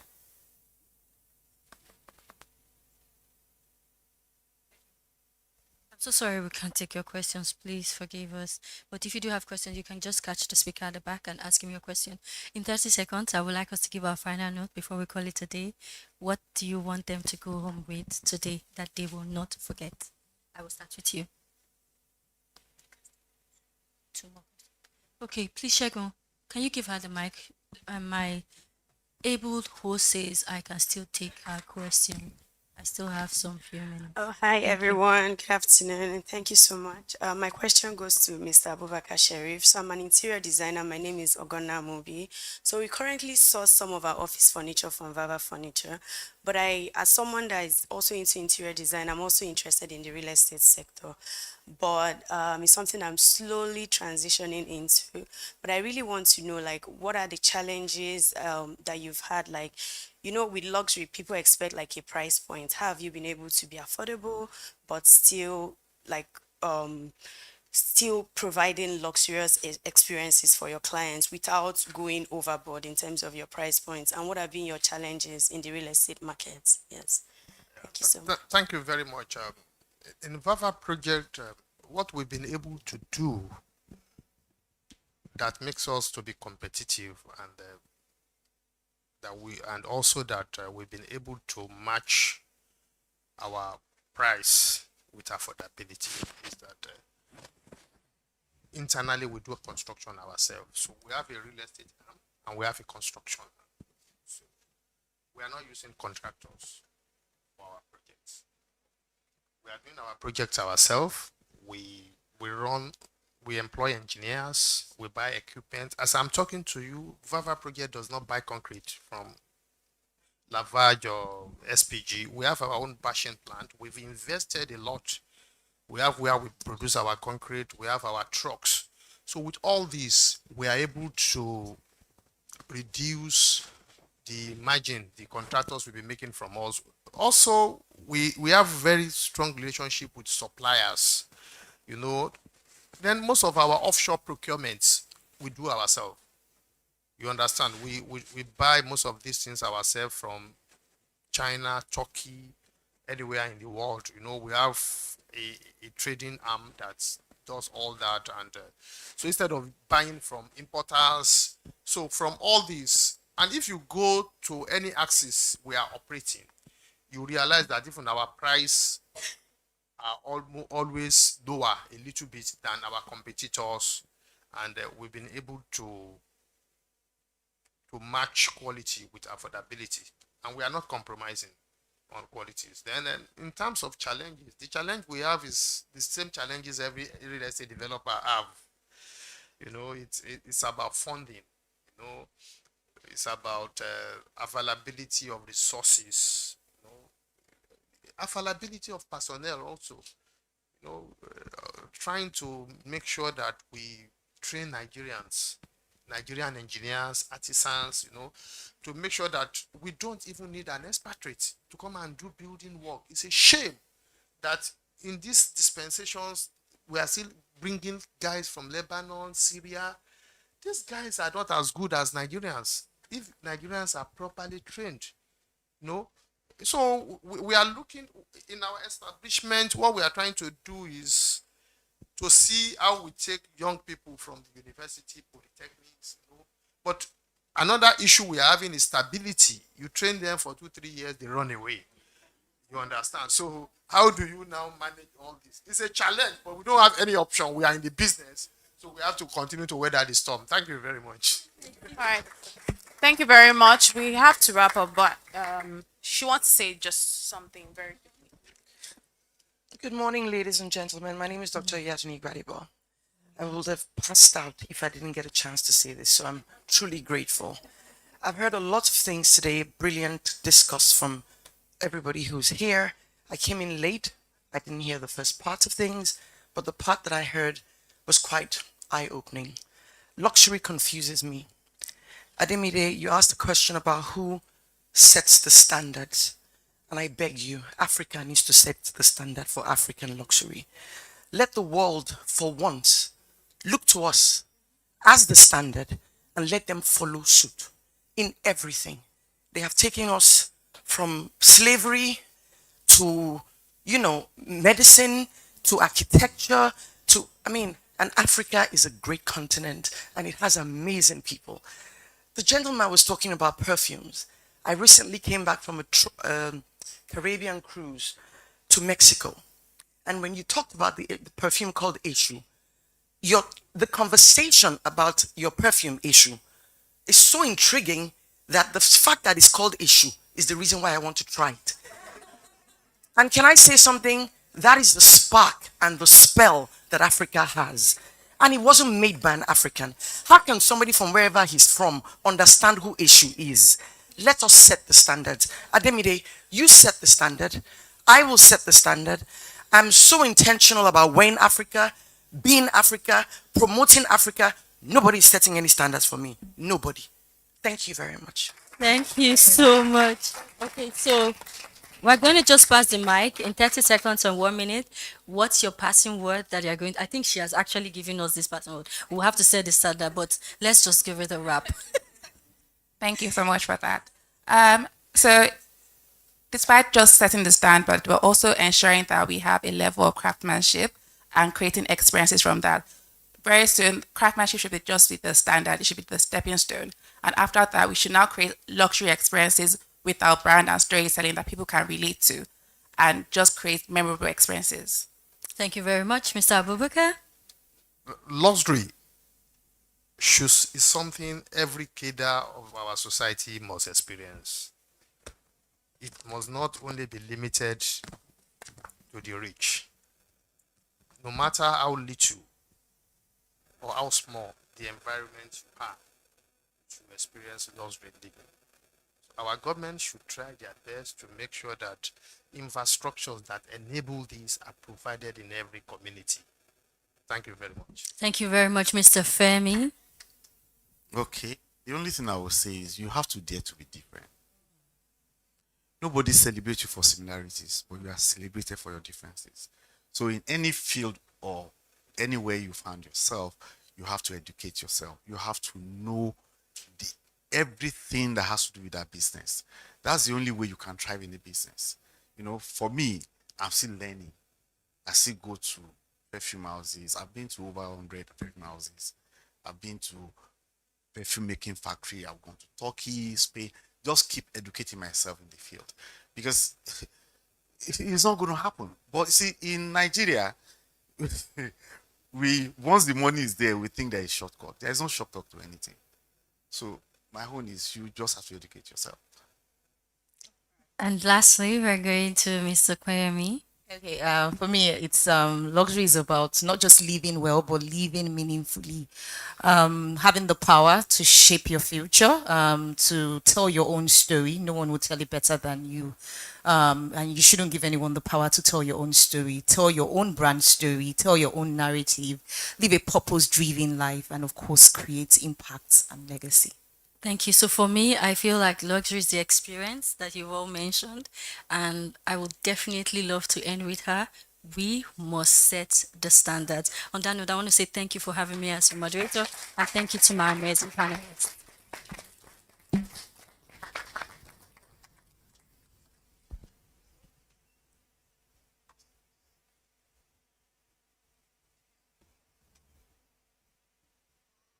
So while this picture is being taken, we'll be taking a photograph with some of our sponsors. So please, representative of Johnny Walker, please come up stage.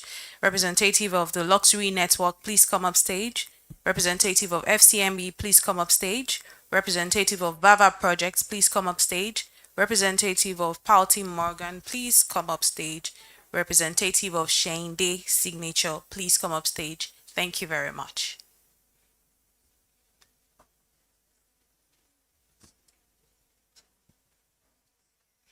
Also, the editor of Business Day, Mr. Ololade.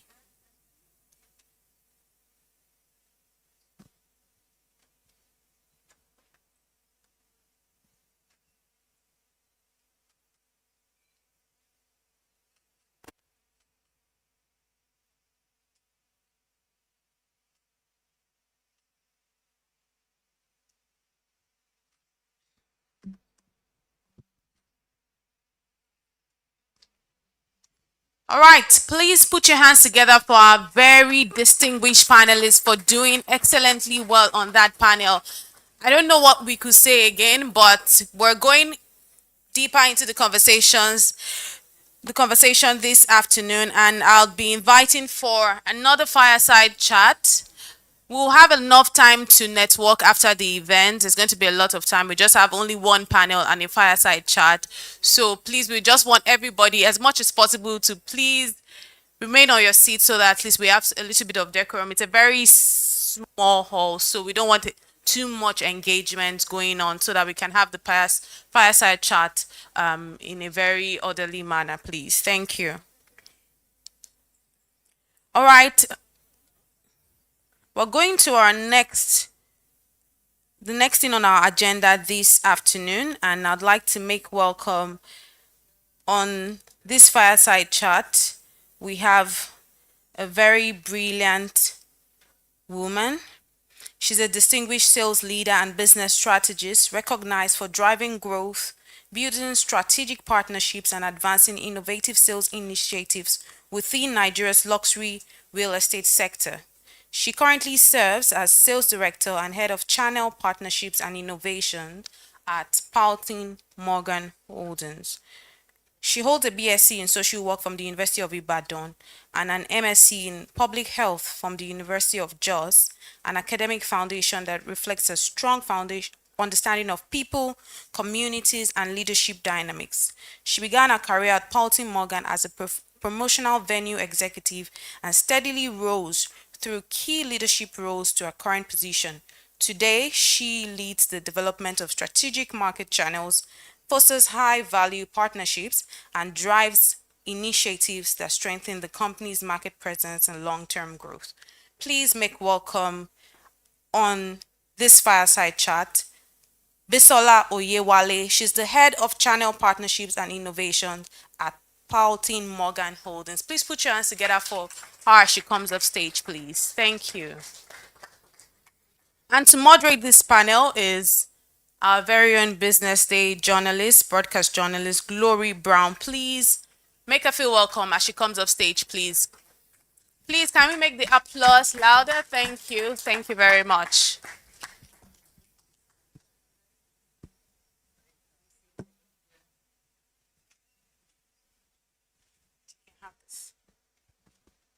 Good morning, distinguished guests, ladies and gentlemen. It's a pleasure to welcome you all to what promises to be an engaging and insightful fireside chat conversation with Bisola.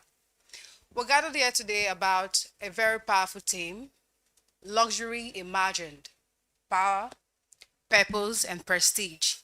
This theme challenges us to look beyond what luxury is all about and focus on how the bold visions, leadership, and innovations are currently redefining what luxury is all about in today's world. And right here, I'm with Bisola. She is the one you need to connect your brand to the future. Welcome, Bisola, to the Fireside Chat. Thank you. So let's begin. Can you tell us a little bit about your professional journey into the Nigeria luxury real estate sector? Thank you so much. Okay. I'll say looking back, what has really given me the key qualities to grow in Paulton Morgan is consistency, resilience. Your volume. Okay, sorry. Consistency, resilience, and genuine relationship. Like our ambassador said, he said trust. This is something I always preach to my colleagues. You cannot ask Mr. A to give you billions or thousands of naira without building a good relationship or trust with him. It has to start with a good relationship, trust, then followed by buying of the products. Yes, and the journey so far has been speedily good. And to be honest, I'm grateful working for Paulton Morgan. One of the good qualities about Paulton Morgan is just not a one-man business. We have boards of director. So it's not just one man that is making the decision. So whatever you buy from us, you know that you're rest assured that, okay, the company is not closing down tomorrow. Yeah. Yes, because it has to go through a funnel. Yes, so that's it. And building on that journey, your career growth with Paulson Morgan has been a steady growth and leadership. Yes. Looking back, what personal qualities have helped you scale from just selling properties to strategic partnership? Like I rightly said earlier, relationship. Okay. Yes, you have to build a good relationship with your customer because these are not just anyhow people we are talking about. These are high net worth individual, and they want to be sure that, oh, can my XYZ amount of money, can this person withstand it? Like I always say, you can't be selling a dream and look like a nightmare. You also have to look the part. Yeah, you also have to look the part. And I mean, you want me to buy property worth 1 billion and you're looking tacky? No. So that all has to do with relationship and trust. It's very, very key to me. Yes, and it has really helped me in Paulton Morgan. Yeah. Let's talk about building relationship. You've worked with high net clients and also high net investors. When it comes to the luxury real estate sector, what do you think they feel about the luxury in the real estate, the comfort, and the legacy that comes with it? Okay. High network individual are not just looking at buying a structure. they are looking at buying a place called home. Few of the things they are focused on is security, Okay. location, sorry, exclusivity. And in Party Morgan, we are very, very paramount about our location. If you look around, our locations are VI, Ikoyi, and Banana Highland. And we also have in Abuja. So location is paramount to us. And we also talk about finishing. Most of the real estate buildings you see, Yeah. most of them, by the time you go for inspection, because sometimes myself I move around too, I want to see what our competitors are doing. So by the time you move around, you check, you see that there are some things that are still lacking, most of them lacking finishing. We put attention to detailing here. You know, you talked about security and all the things that your high net worth clients look forward before, patronizing you. Yeah. So, what can you say are the visions and leadership that truly defines the development when it comes to the luxury real estate in terms of prestige?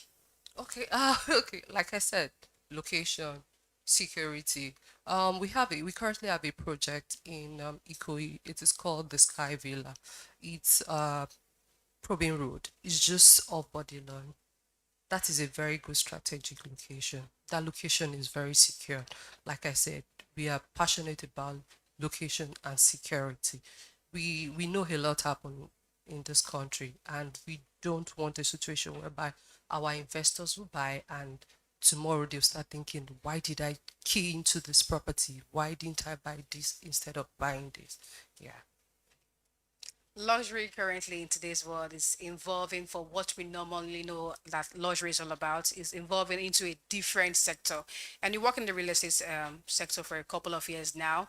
So what will you say that before you look into this property and then you say, this is what I call luxury? What's the difference between a luxury real estate and the number one? What distinguishes them? Luxury to individual is very different. Luxury is not just about the price. It could be cheap, but you gain luxury from it. Yes, and luxury could be for us. Luxury is the futures we put into our properties. If you check, you can go and check Google Powell Morgan, check the properties we are working on, check the futures. And in Powell Morgans, if you check our partners, we go for the high network partners. I'm not going to lie, our properties are pricey, but you definitely get value for your money. That is what we call luxury. You buying expensive and also getting value for the price you're paying for. Yes, we don't just collect your money because we just want to deliver. No, we deliver quality. Yes, and that is luxury to us.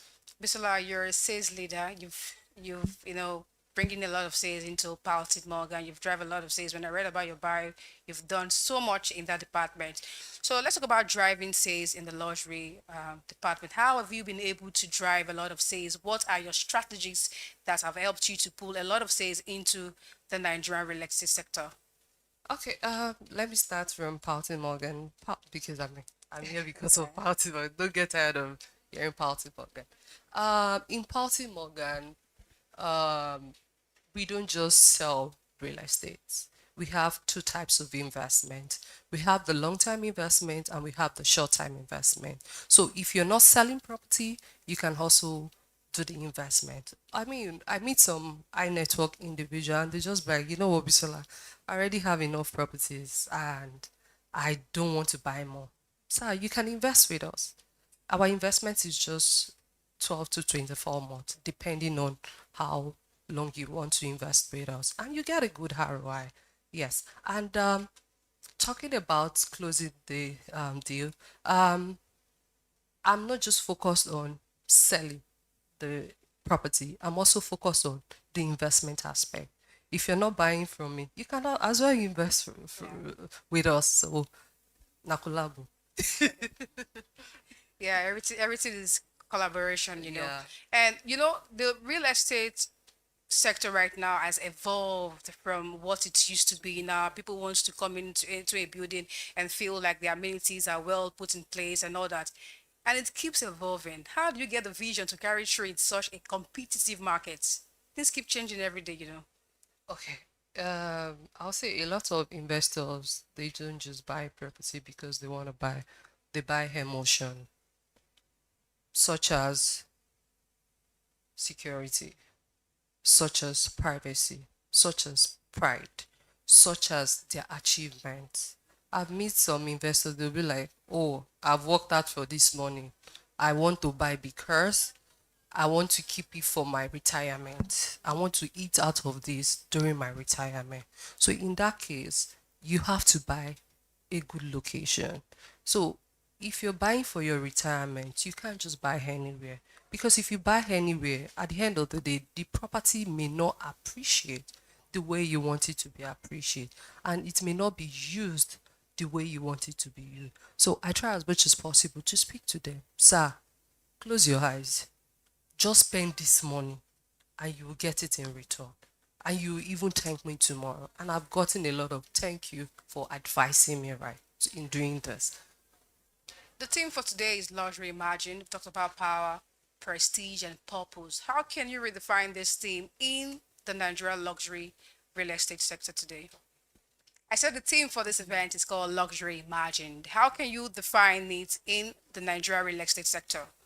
We're talking about power, talking about purpose and prestige in the Nigeria real estate sector. For me, for prestige, I'll say delivery. Delivery. Yes. To be honest, most real estate companies, they don't deliver as at when due. So power and prestige, delivery. Yes. The sales part comes with a lot of pressure. Pressure to meet the You wanna deadline, know? pressure to meet the demand, You and wanna also the know? amount you've, say this is the target I want to meet. How do you deal with the pressures that comes with meeting these deadlines and also meeting these targets when it comes to the real estate sector? You don't want to know? I want to know, please.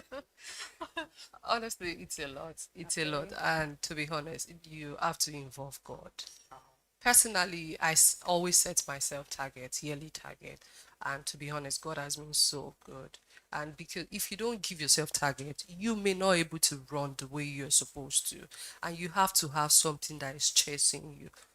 You get me? I mean, you can't just say, oh, I'm in the real estate, I just want to make salary and then go.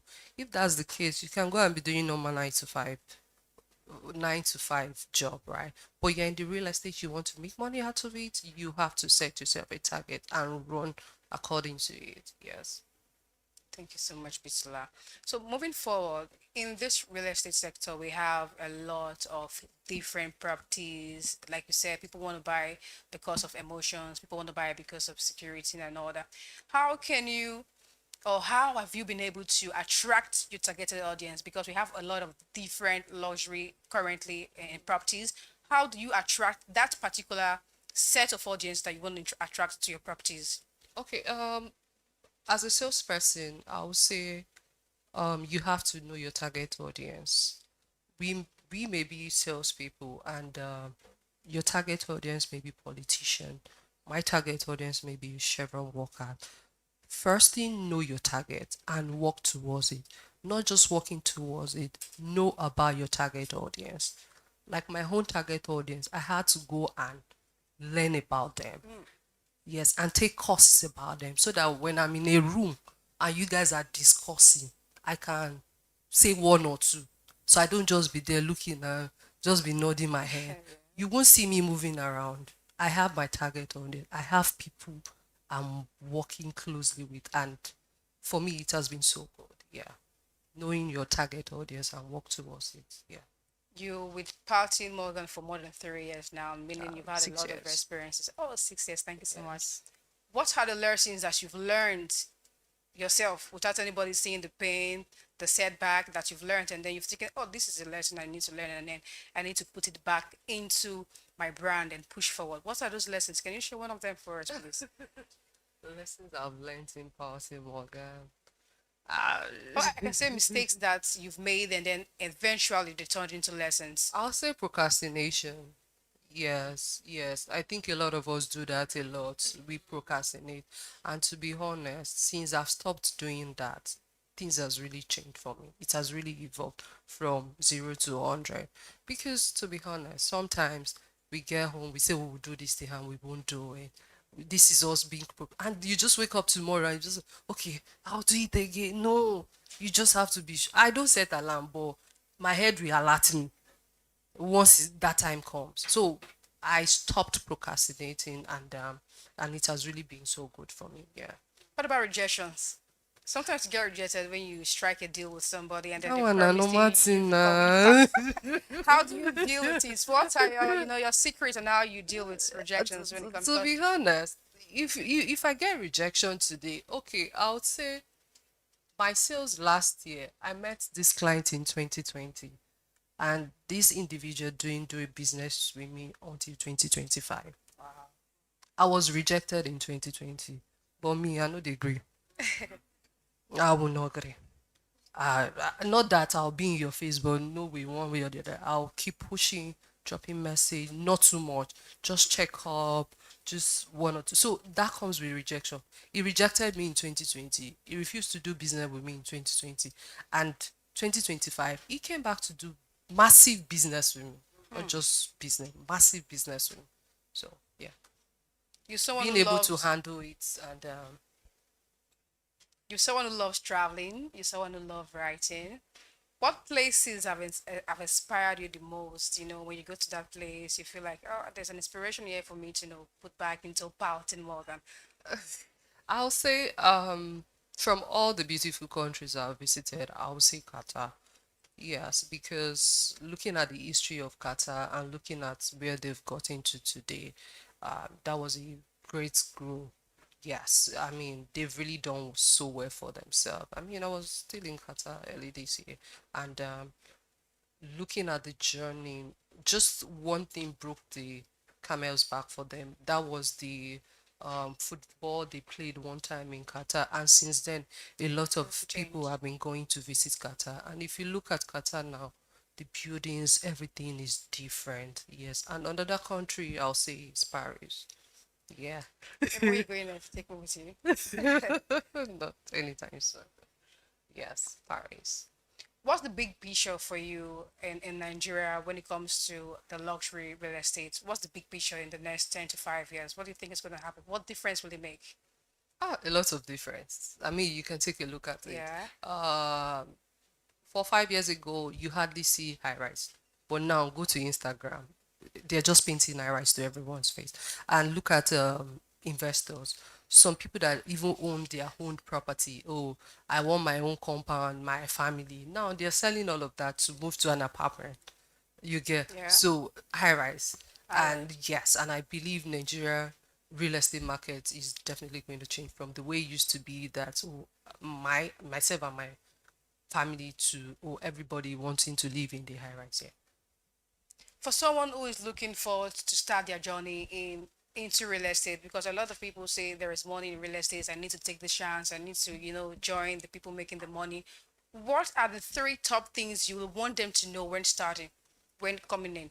Okay, for me, I'll say consistent. Um, I started as a cabin crew, air hostess. I was doing that, then I just thought of it. I like money. I like good things of life. I like to look good. And I just thought of it. The salary was not okay. Then I just said, there's money in real estate. Let me go into it. And I switched my profession, and it has really been so good. I'll say consistency. Don't say yes to no.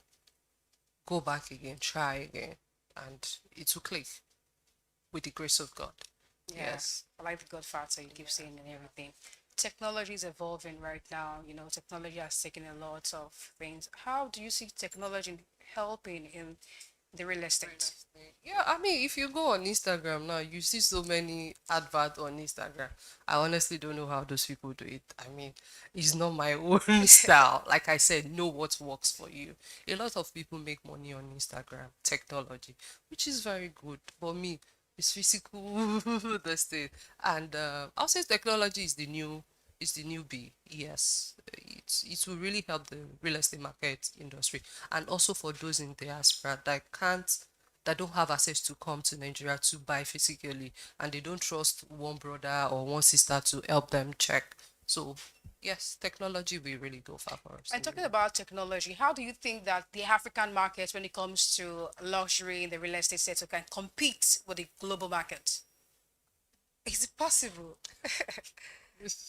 Oh, why not? Why not? If not, with a little time, yes, we'll get there. We're not there yet, but definitely we'll always get What are there. the things we need to put in place for us to get there? What do you think? I mean, change our style, change what we deliver, change what we build, change the way we procrastinate about our delivery. Yes, I mean, yeah. If people are happy about, oh, you said 3 years and I'm getting my property maybe 3.5 years, I mean, they want to do more, they want to buy more, they want to come back to invest with you more. Yes, and that alone will bring referral, will bring more open door that, oh, let's go to Nigeria to invest. I've seen some Nigerians, they'll be like, oh, I don't want to invest here. I'd rather take my money to Ghana. Yes, I was on phone with a client yesterday. He said, Priscilla, I'm not going to lie to you. My investment is not in Nigeria, it's in Ghana. Yes. So, and he has his reason. Yeah. And he told me, and I'm like, I agree with you. Yes, but you can do short-term investment. Yes. So, It's very clear now that the journey to influence in the real estate sector is not just about ambition and passion. What other things do you think is necessary for us to have when coming into this sector? It's very clear that the journey to influence in the Nigerian luxury real estate sector is not just about ambition and passion. What other strategies do you think that people can have when coming into the sector? We talk about strong purpose, talking about resilience. What others do you think I'll say that finishing. finishing? Yes. Finishing is very, very, very, very important. Trust me, it is very, very important. I've seen cases they buy, they move in after a few months. It's leaky, you're seeing more. Yeah. No, that's bad, that's poor. A lot of time they just want to paint the then for you to buy. Then after you move in, you start seeing the fault. No. In Pouty Morgan, we go for the strong hand. We have a project in Victoria Island. It is called Paramount Twin Tower. Construction is being done by Trevi Foundation. Trevi Foundation were the one that did Tom Milan Bridge Power. So and currently BCL are the one on site. Google BCL. We pay attention to details, yeah. So finishing is very, very. If you see our skeleton, you want to even buy our property. That if the skeleton can be like this, I wonder how the finishing will be. Yes. And finally, what would you like the audience to walk away when it comes to Pouty Morgan Odens? Come and buy from us. Thank you. Thank you so much, Bisola, for sharing such Thank an you so inspiring. much. Thank you so much.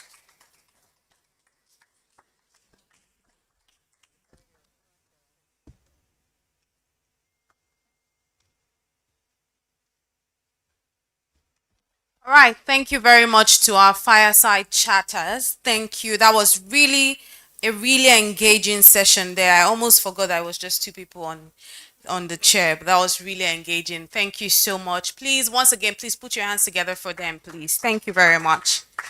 We're finally hitting the home run, and like we say, we're hitting it up a notch, and this panel session is going to be even much more engaging than anything you've seen from the start. If you thought the first panel session was great, then this one will be greater. So just get ready your questions, get ready to find a very interesting conversation from this, because the panelists that we have on this panel, they are something else. So when I welcome them, please, let's keep the momentum. We're finally hitting the home run. So keep the momentum with the applause, the engagement, and all of that. Our next panel session is all about luxury with purpose, sustainability, identity, and culture. And on my panel today, we have a very exceptional set of speakers, business leaders, ecosystem builders, and they will be championing this conversation today. And I'm taking this in no particular order. First on our panel today is a transformational business leader and the Director of Sales and Marketing at Eco Hotel and Suite, which is Nigeria's flagship corporate hospitality brand.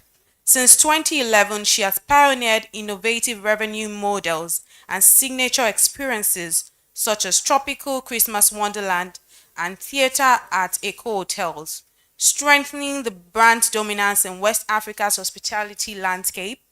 She leads sales, marketing, branding, and large-scale event strategy across the hotel's extensive facilities.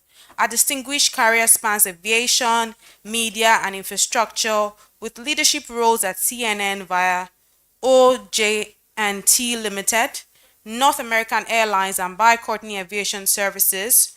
A dynamic entrepreneur, she is the founder of BGV Limited and introduced her to IU Spa Nigeria. She holds a PhD in marketing and business management and is widely respected for her commercial ingenuity, creative vision, and people-focused leadership. And I'm sure you will see that on this panel. Distinguished guests, ladies, gentlemen, cultural tastemakers, please join me as I make welcome Dr. Iyaduni Atinuke Gbadebo. She's the Director of Sales and Marketing at Eco Hotel and Suite, and someone I really, truly love so much. Next on our panel today, we have another very exceptional mind. He's a Nigerian fashion designer, creative director, and film producer. He's the founder of Jason Porsche Bespoke, a Lagos-based luxury menswear atelier established in 2012 and known for refined tailoring, distinctive craftsmanship, and a modern interpretation of African elegance. Through his brand, he has styled business leaders, celebrities, and public figures, building a reputation for blending classic bespoke tailoring with contemporary African identity. He is also the founder of Porsche Studios Africa, a film and creative production company dedicated to telling bold African stories for global audiences. The studio is currently developing several media projects, including the upcoming Nollywood feature film Ray of Hope, directed by Kayode Kasim. We should find you, or you should pay us for advertisement. But please join me as I make welcome Jason C. Emmanuel, is the founder and CEO of Jason Porsche Group. Thank you very much. And still on our panel today is a Nigerian American curator, cultural strategist, and fashion designer whose work sits at the intersection of curatorial vision, market making, and cultural influence. She is the founder and artistic director of Yewa Gallery and the founder of Cinnamon Lagos, platforms through which she champions contemporary art and design. Through Yenwa, Ugona curates exhibitions, cultivates serious collectors, and facilitates placement of artworks in major international collections, including the First Rand Group Art Collection in South Africa, the Elisha Trust in the United Kingdom, and the Kinsey Collection in the United States. Our artists have been presented at global fairs such as Cope Miami Beach, Art Show during Bissell Week, with upcoming participation at Expo Chicago. She's done a lot of things. Distinguished guests, ladies, gentlemen, please join me as I make welcome Ugonna Ibe Ejiogu, founder and artistic director at Yenwa Gallery. And last on this panel, but certainly, like I always say, not least, is a chartered accountant, former EY consultant, and fashion and lifestyle entrepreneur with over 8 years of experience in strategy development, business structuring, and brand building. Is an alumnus of accelerator programs by the Tony Elumelu Foundation, Impact Investors Foundation, Africa Development Bank, Bank of Industry, and Lagos Business School. It brings strong commercial insight to creative enterprise. It is the founder and CEO of Detail Africa Group, which includes Detail Africa, Craftlink, ILWD, and BPBA. The flagship brand Detail Africa is an award-winning pan-African fashion and leather goods company with its flagship store in Lekki Phase 1, Lagos, and retail presence across Nigeria, Ghana, Kenya, South Africa, the United Kingdom, and North America. The group also operates across interior design, grooming, consulting, fashion technology, and project management. Distinguished guests, ladies, gentlemen, ecosystem builders, please join me as I make welcome Seromume Ikogo, is the founder and chief executive officer at Detail Africa Group. And moderating this panel is an award-winning marketing communications expert with over 12 years of experience spanning Africa and the United States. She is the founder of Euphoric PR, a leading African public relations agency recognized as PR Agency of the Year at the Africa Choice Awards 2025 and African PR Agency of the Year at the Prestige Awards UK 2025 and 2026. Distinguished guests, ladies, gentlemen, please join me to make welcome Moremi Elekwachi. She's the founder of Euphoric PR. It looks like our applause is going down. We've already hit the home run. Thank you very much. Thank you very much. I hope you have a very lovely panel session. Okay, all right. Just before we go, we have a quick announcement, and this is really important for us in the house today. We have something for you all. Our BusinessDay digital subscription is giving you access to business news, exclusive insight, premium newsletters, and the BusinessDay e-paper all in one digital platform. And we're currently launching a section that is talking about luxury.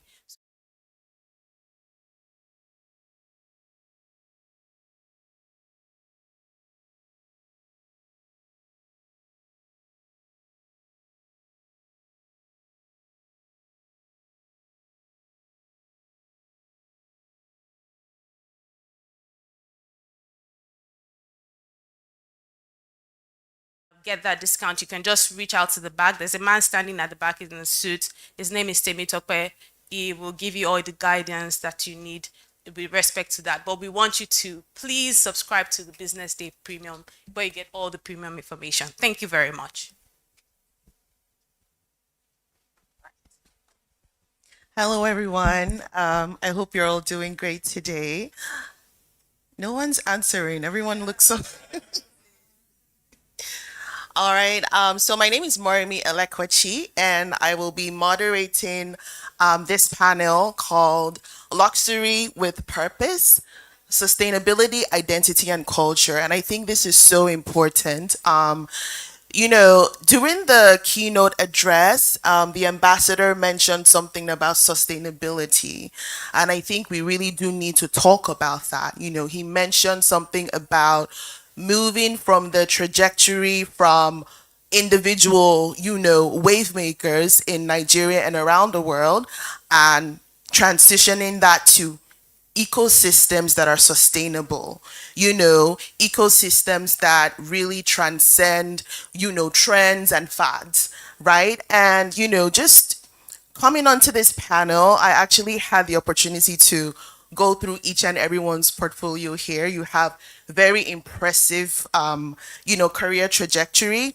And although you are all from different sectors, I found one thread that actually weaves all of your careers together, and that is that ability to, over the course of your careers, build sustainability in every single place that you've been at, right? So I really, really want to touch on that because in a society like ours where we are so used to, what's trending, this year in luxury or what's trending on social media, and with AI and systems changing so much, what is your recipe for really making sure you have sustainable systems that transcend? Because as long as that's what's on the menu, you're going to have to consider.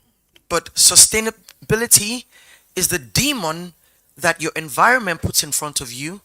Acknowledge that and try and find a way around it. And one of the ways that I've been able to be sustainable in that line of business that I put myself in is to be consistent. Keep your eyes on the ball.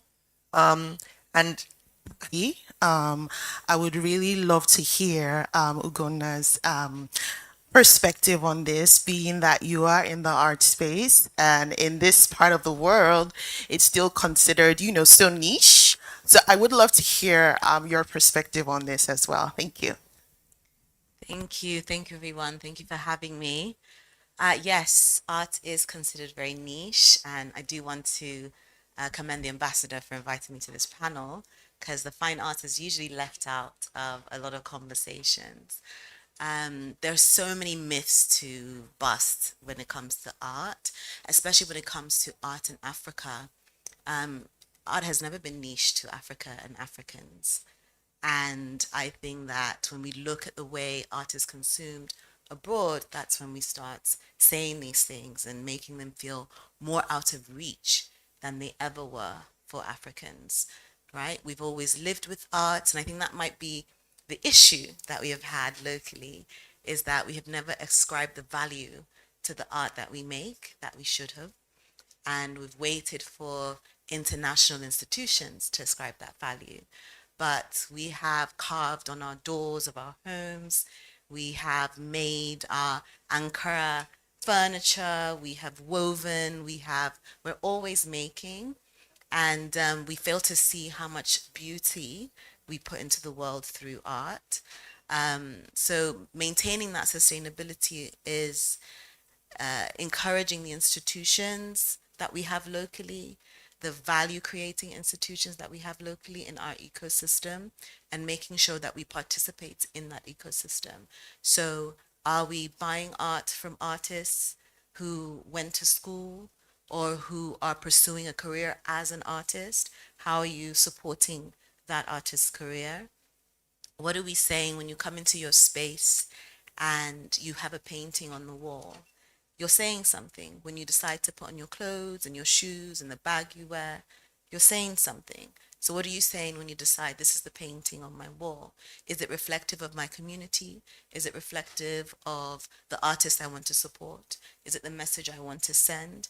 Is it the art I'm telling you that is valuable, right? When you go into different institutions anywhere. I was just in Accra at the Kempinski, and right at the lobby is a massive, massive installation of Elanatsui, who we have claimed. He is a Ghanaian artist but has lived in Nigeria for many years. I think he might have gone back to Ghana now. But they're saying something. They're proud of that artist. They're saying this is the artist we consider valuable.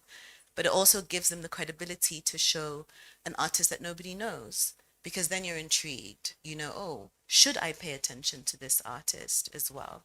So art should not be niche and should not be accepted as niche to Africa and Africans. There needs to be more of an ownership of the art space, and to not approach it with intimidation either. Spend more time in the galleries, talk to the gallerists, talk to the curators, and acquaint yourself with it. And honestly, it's embrace the power that arts gives you, right? It is a truest form of storytelling.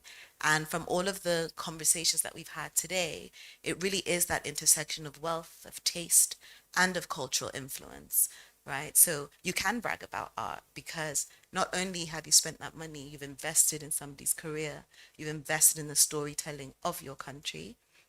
So I think that what we need to do is educate a bit better, but also immerse yourself in the world of fine art. Awesome. Thank you so much. And that part about education really hits home because a lot of times in mainstream investment culture, when you talk about investing for the future, automatically people's your minds go to real estate. Real estate, real estate, real estate. But people fail to realize a lot of times that, art is also a viable, form of investment. I guess we'll go into that later, but yeah, just wanted to also point that out. Thank you so much for that. So Jason, I'm really curious to hear more about your take on sustainability in the fashion world. I guess, a lot of times when people talk about African fashion, there's this perception that, oh, it must be sustainable. It must be scaling well because we have people like Beyonce, Serena Williams, and so many other people who are wearing, our designs, like Nigerian designers. So there's this perception like, oh, Nigerian fashion designers have blown, they don't have any problems, and all of that. So I'm really curious to hear, like, from the horse's mouth, you know, do you really think that the fashion industry, like in Nigeria, is well on its way to achieving sustainability, or do you think otherwise? Okay, that's a really good question. I have to give that to you. Yeah, so first off, um, I started my brand 13 years ago. I was a boy when I started, so I've literally watched fashion evolve over time. I'll tell you for free, as at the time that I started with making suits, I could count how many suit makers were in Nigeria. We were not notable suit makers, we were not more than five. I knew them, we knew of each other. But if you go to Instagram right now and you search for the word bespoke, yeah. It's crazy, and every single day there's going to be one new bespoke. Somebody can just wake up and say, Emeka and Sons or something. There's always one new thing. So sustainability, that question, how do you keep staying in the game? For Nigerian brands, it's really about reinventing yourself as a designer. As at the time that we started making suits, that Western culture, a lot of it was still here. Like people were looking for where to make a suit that they can walk into a store and just buy. People were looking for a ready-to-wear suit, just want to move on. I think a colleague of mine, David Wedge, came, understood the market, and restructured his business, moved to London. Timing, everything. But the way it is now, a lot of these brands are now beginning to understand the power of embracing the culture. Think about it. One of the biggest brands in the world, Ralph Lauren. If I mean, I love his brand so much. Why is Mr. Ralph so established in America? It's the culture. He sells the lifestyle. He tells them how to wear their clothes, from cashmere to proper suits. If you look at it, the weather, the evolution of suits from England down to the States, the clothes that this man makes is basically things that they would need for their weather. A big hoodie because they get cold. An oversized jacket that has a certain texture because the weather. Everything he does is about their weather, and then he's shooting campaigns about their ranches in Texas, and he's giving them cowboy hats and he's styling them according to.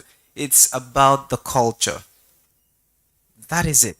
There's nothing more than that. It's the culture. So looking at it right now, 2 years ago, I came up with, wait, I've been making suits, making suits, making suits. I know how many clients I used to have at a certain time. I know how much money I was making at a certain time. But right now, it looks like y'all are dragging this suit market with me. What's going on? You know, um, so I thought about it and I'm like, okay, what do I do to reinvent my brand? And then I recently launched a collection called Nganga. Nganga is an Igbo word for pride. And I thought about it and I'm like, who's the best person that can embody this collection for me? And I thought of an icon that is respected in industry, and that was RMD. You know, I met RMD when he was doing his premiere for Radio Voices film. And as a film producer, I walked up to him and I'm like, yeah, boy, I'm working on this project. What do you think about it? And how would you like to come on board with it, with me? And he looked at it. He told me, he asked me to tell me about the project. I told him about it. I told him the name. I told him the inspiration, and he jumped on it. And right after that, the trajectory of my brand changed again. So it became a cultural movement. I started getting calls from different organizations calling me to represent the tribe that I stand for, which is the Igbo people. I was able to attach identity to my brand, and I'm telling cultural stories right now. The film that I'm working on currently is a cultural movement, and transitioning from a fashion designer to a filmmaker, if you watch the people that I work with, that I've worked with for so long, it is only understandable how and why I'm making film now. So, identity, culture.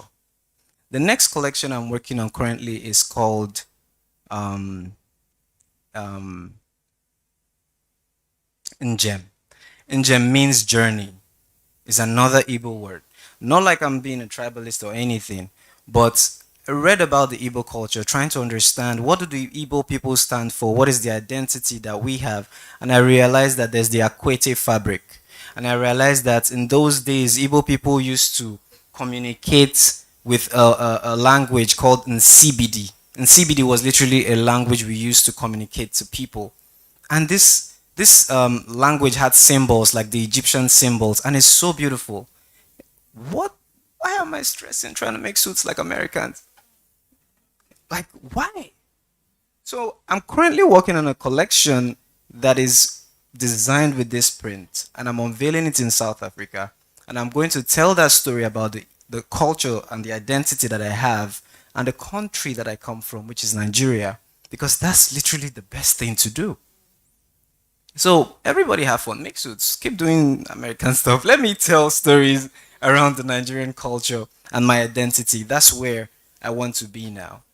So I hope I've answered that thing about sustainability Oh because yeah. yeah. So I'm plugged in right there and I'm taking my time to build and redefine garments, wearable art, infusing it into garments, and coming up with a sustainable pricing. Why is this unique? It allows me to control the quality of the fabric and the massive use and access that people have to it. Why? Because I'm creating my fabrics from scratch. Do you understand? Like I'm creating the prints, the designs. Do I want it in mesh? Do I want it in this? Do I want it in that? I have control over that. But for regular suits, anybody goes to Pinterest and sees a suit that has this line and then just sends it to you. I want this one. How much? There's no exclusivity. So if I'm at a luxury conference talking about luxury and identity and sustainability, these three things are literally what I'm going to push, which is identity, exclusivity, and then sustainability. That's it. So if you come to me and you ask me, how did you get this design? What are you doing to create it? If I share the originality of that story and how exclusive it is to you, it allows me to put any pricing I want. So as a business person, I'm looking at the market. What pricing can I attach to is seeing the economic situation of Nigeria. Do I want to do numbers? Do I want to, it's an interesting new perspective to look at the business. So yeah, for designers, I'll just say let's embrace our culture and just make money in peace. Amazing. I love that. And I think that's what makes the combination of professionals on this panel so unique, because I really see the importance that you have placed on brand positioning and individuality as a means of also, propagating that sustainability. I'm really curious to hear Mr. Ikogo. Am I saying it correctly? No, you said you did this. Okay.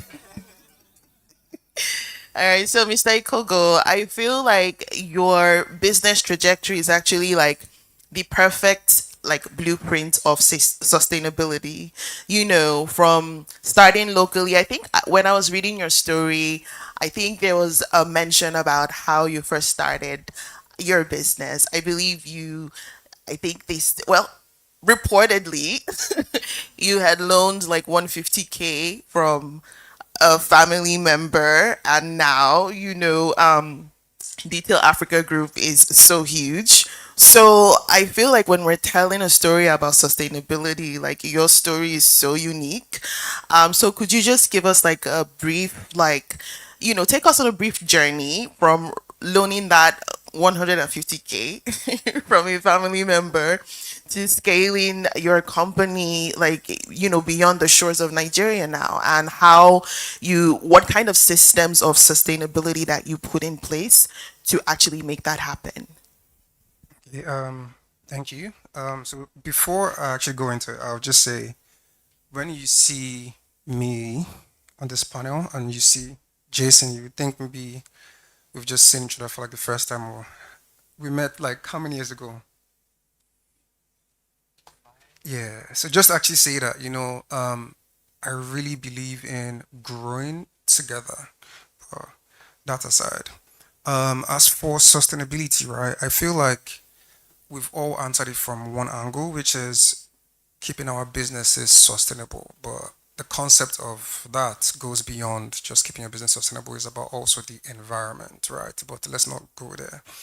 As for how we've been able to scale our business, I would say I have an unfair advantage because I am a chartered accountant. I'm an ex-consultant at EY, so I didn't come into business hungry in the sense that I came in because I saw a clear problem and I wanted to solve it. So I approach the fashion and lifestyle business very strategically. I don't follow trends. We don't follow trends. For example, our first female work bag design that we made called the Former bag, named after my sister. So every product in our company is named after somebody. If I have one that's named after an ex, so but anyways, so when I was in EY, I used to watch the ladies because then, like, if you've worked in consulting, like the Big Four, we work from 8 a.m. to like 10 p.m. It's crazy. So I used to watch the ladies. They'll come in the morning with like a cloth bag, and then laptop bags were not a thing. I like when he said when he actually started, they were like five. When we started our business, I will never forget. My elder brother asked me, "You want to make bags? Who wants to carry bags?" Because it wasn't a thing then. Like everybody was just kind of like their Dell bags, this Dell cloth bags. So then I used to observe because that's also one of the ways to do research, which my consulting background comes to play again. You observe, right? So I used to see the ladies who come into the office with like their cloth bag and their handbag. And these always seem very stressed. Like they're carrying this one, they're carrying this one. And at the end of the day, too, when they actually leave in the office, they look so tired. And I was like, what, how can we make a bag that can combine a cloth bag and a handbag such that you can actually go to the office and look very chic, stylish, as well as smart? And that's where that bag came. And we designed the bag. It was an amazing, amazing outcome. And some things happened, but I mean, that happened. So now scaling for us has been very systematic. It is unfortunate that in Africa, creatives are very short sighted. The average creative in Nigeria, especially, does not want to have a partner. They want to own the business 100%. People here prefer owning 100% of 10 million as against 10% of 1 trillion. And that's not how they think in the West. So now scaling here has become how can we, I just lost my train of thought because I said that, but scaling here has become how can we see beyond direct ownership? What other value can I get from other parties? So for us, the way we've been able to scale across countries is that I have never really been, I won't call myself a fashion person. I'm a fashion business person. And quite interestingly, like he would know very well, because we've also met before. Yeah. The largest luxury group companies in the world, LVMH, Kering, Richmond, are not owned by fashion people. They're owned by businessmen. Bernard Arnault is a businessman. He never had any experience in fashion. His dad owned a construction company which he sold and took a loan to add to buy Louis Vuitton. He has never built anyone from scratch. Kering to businessman, Richmond businessman. So the point is, we don't realize a lot in Nigeria that fashion is a business. So no offense to anybody, but for me, I do not get carried away when I see all these beautiful fashion shows. My question is, if someone comes to say, I want 10,000, can you do 10,000 units of this? If not, then what's the point of all of this? You get what I'm saying? Right. So we have leaned too much into creativity that we've forgotten that fashion is a business, which is why investment is very slow into the fashion industry because investors rely on data. Yes, you did a very great show. Whiskey is wearing your outfit, blah, blah, blah. But what are the numbers looking like? Do you get what I'm saying? And that's where we need to start looking at the numbers. And that's where we as a company are very big on that. We're very big on structure. We're very big on working with data. We're very big on infrastructure. There's something that I read somewhere, and it said the best thing to invest in next as a business is where you spend the most money. So, for example, now part of our long term vision is to own a tannery where we actually produce the leather itself. Because that's where I would say 60% of our money is being spent on leather. And that's where all the brands are spending their money, because I know, because I'm in the business. So that's it.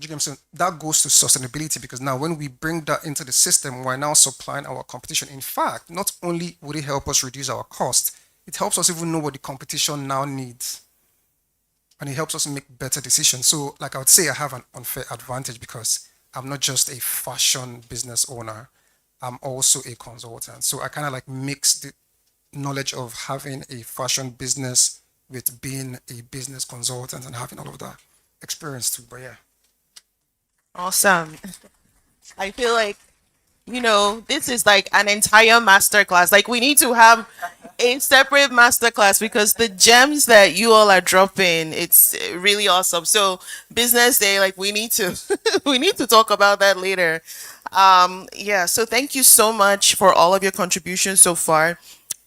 So you touched on a very important area, which is translating that creativity to, quantifiable like revenue, right? And, that intersection between creativity and profitability, right? So I want to actually throw this question to Dr. Gbadebo because, in hospitality, aesthetics matter so much because of social media. You see, influencers and everyone, they post a nice location and, oh, it's nice, but how does that convert? So I'll give you an example with the ongoing Iran war and everything that's happening in the UAE.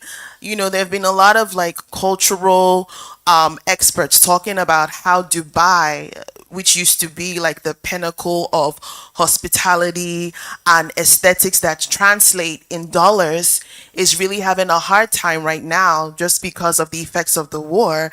And, instead of posting like the glamorous landscapes now, influencers are posting smoke from bombs and missiles like being dropped and all of that.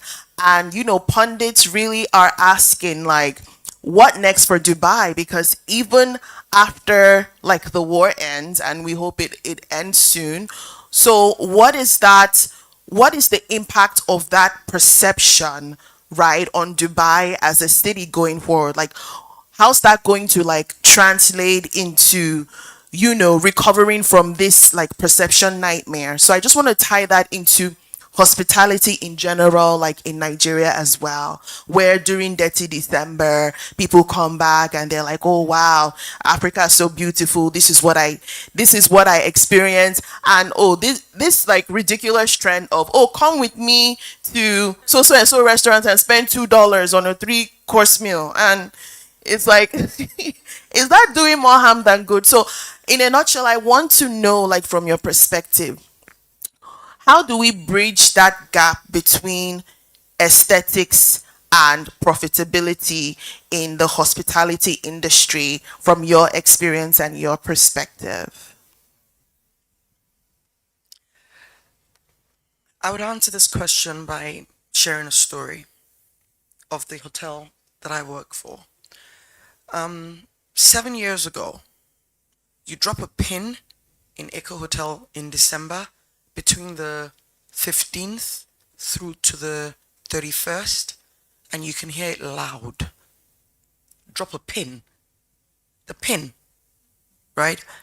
Today, the 2 weeks of December generates me more revenues than 2 months does for me. Thank you very much. If you didn't clap, it wouldn't matter. I'm making the money. Anyway. No, I was joking. But Why did I say that? Africa is such an interesting continent that it's a shame that Africans don't even realize it. I'm sitting at a panel with people I don't know, and it's a shame that I don't know them.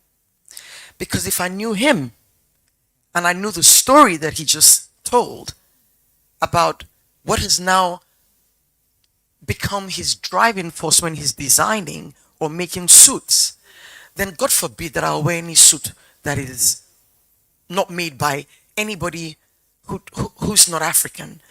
You know, we need to get to that point where we start rethinking and looking at ourselves. Guys, it's frustrating, but I need to stick to the answer. I'm just in a very weird point in my life. I'm struggling to sell Africa to Africans. In December, the people who are coming to me are not necessarily Africans. Isn't that shameful? It's a shame. And when I had said to my board of directors, give me 150 million, let me just try it. I may be the maddest fish in the pond, but guess what? What's the harm in trying? The day that they listened and gave me 150 million 7 years ago, it was a weekend's experience. And we made 380 million naira over the weekend. And today, we're spending about 1.8 billion in just curating an experience. And the turning point in that experience was when I started telling African stories. So guys, I know that I may sound like a broken record, but nothing here, the amount of conferences and exhibitions and, you know, speaking engagements I've been at, I'm now going to start saying, if it is not talking about how Africa can move forward, I'm not interested, because it's a waste of time. If I step out of here and I don't take your card, and don't be shocked if I start talking about you on LinkedIn or something, because the only thing that I'm interested in talking about now are Africans doing amazing things. If we're not intentional about that, the only thing that the news will carry is your politicians doing, right, it's business day. I'm not going to tell you what I was going to say. Just imagine it. If we don't change the narrative, it's the Yahoo boys that are, you know, don't really have a choice. That's what they've been given. And they're just rolling with it. Because if you take a Yahoo boy and you put him in NASA, he will be gold. You understand what I mean? Recently, I experienced a voodoo festival in Cotonou. Voodoo festival. Did you hear me? Voodoo festival. Oyimbos have witchcraft now. They look at coffee and they read your palm, but they haven't painted it to look like some demonic thing from the pit of hell. I'm looking for cowries all over the world, and I'm looking for the ones that are gold plated, because guess what? They're my cowries, they're my money. You don't have to like it. When I rock it, you will ask me where I got it from. It's African. You're paying $100 for it in a voodoo festival. It's Oyimbos that are going there. Guys, it's a shame. 3 years ago, I was bored of telling stories about Santa Claus and the West. And a little girl, the year before that, when everybody was leaving the holiday experience, I'd asked, what theme would you like for the next Christmas? And a 6-year-old girl said to me, Ma, how about an African Christmas? Do you know what? It didn't land when she said it. On the drive home, it came again. It was like, almost like a vision, like God was, how can a 6-year-old tell you I'm missing out on life? My 25-year-old son understands a holiday to be going to London. How stupid of me. Do you understand? He hasn't fleshed out. He doesn't know Kenya. He doesn't know Zimbabwe. He doesn't know about Rwanda and the genocide in Rwanda. And so, I'm not selling anything but an African tale of Christmas. And this is what has moved my revenues from basic to extraordinary, because I'm telling an African tale of Christmas. And guess what? I'm not going to tell this story alone. Any hotel that has any sense should better start telling their own African tale of Christmas, because if we are intentional and collectively we're doing this, I'm telling you, Look at the map of Africa and look at Google map of the world and flights. The African continent has all of that in it. Europe, Asia.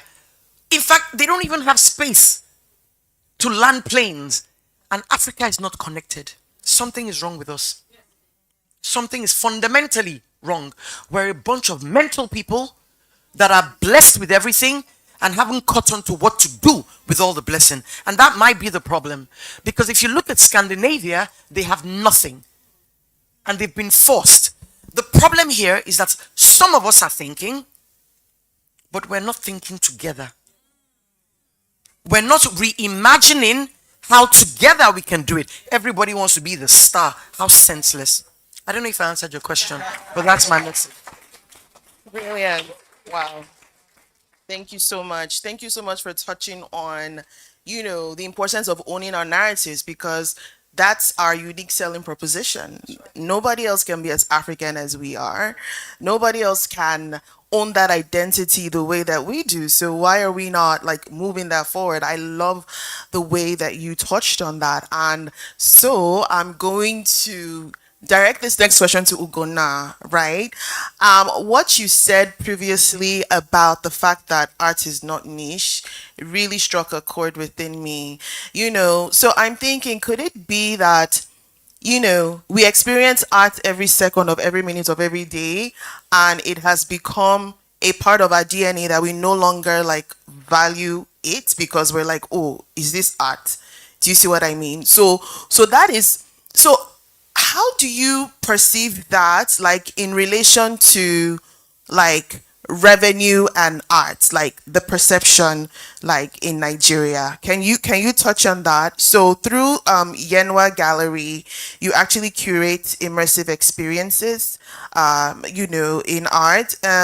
So how important are cultural spaces and storytelling in shaping the African arts market in a society where people are like, oh, is that art? I have sculptures in my room. Okay, so what are you doing and why is it special? Can you touch on that, please? Absolutely, I would love to. So I love everything you said, right? And I love everything everyone has said. So I feel like they just support my point. I visited an artist in Kaduna. He hasn't left Kaduna in maybe 20 years or so. I looked at his body of work from 1970 something till 2023, which is when I went. And his paintings from 1976 or so, they were saying the same thing. What does that mean? He was painting about Kaduna. What does that mean? It means that the situation in Kaduna hasn't changed since 1976 or whatever, right? When we look around Lagos, there's a book, The Yellow of Lagos. But how yellow is Lagos anymore? The buses aren't yellow anymore. The taxis aren't yellow. But where is that preserved? It's preserved in paintings. That's where you see it, right? How often do you see the mother carrying the baby outside anymore, right? It's preserved in paintings. This is how we learn about societies, how we learn about cultures, how we continue our legacy. We know so much about the West. Why? It's their media, it's their arts, it's the visual arts, it's their paintings. If we ask you about an artist, people will say, or an artwork, Mona Lisa, Leonardo da Vinci, Picasso. That will come first, but why? Benewambu has tutu, right? Where is that in the music videos? Where is that in film? Where is that anywhere? Right? So we're so on the periphery of the creative space, but we are so integral to history and cultural preservation. That is how the West has indoctrinated the world. We know that the one art space that's doing music has done a fantastic job of spreading our culture. But how long can that be sustained? How many artists do we have really who are top 10 globally? So there, as you said, there needs to be more collaboration within the industries. We need to lend our credibility to each other. If you say you are a luxury institution, then everything within that should speak to that luxury. Who is on your wall and why? What is that? What is the value system that you're telling me you believe in because of the painting on your wall? What do you want me to remember about Lagos? What do you want me to remember?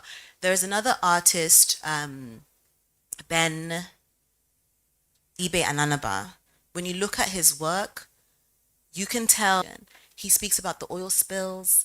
You know, so when you in 10 years, when you come back and you look at artists or look at artwork in 2025, you can say, this is what Lagosians were thinking about. This is what Lagos looked like.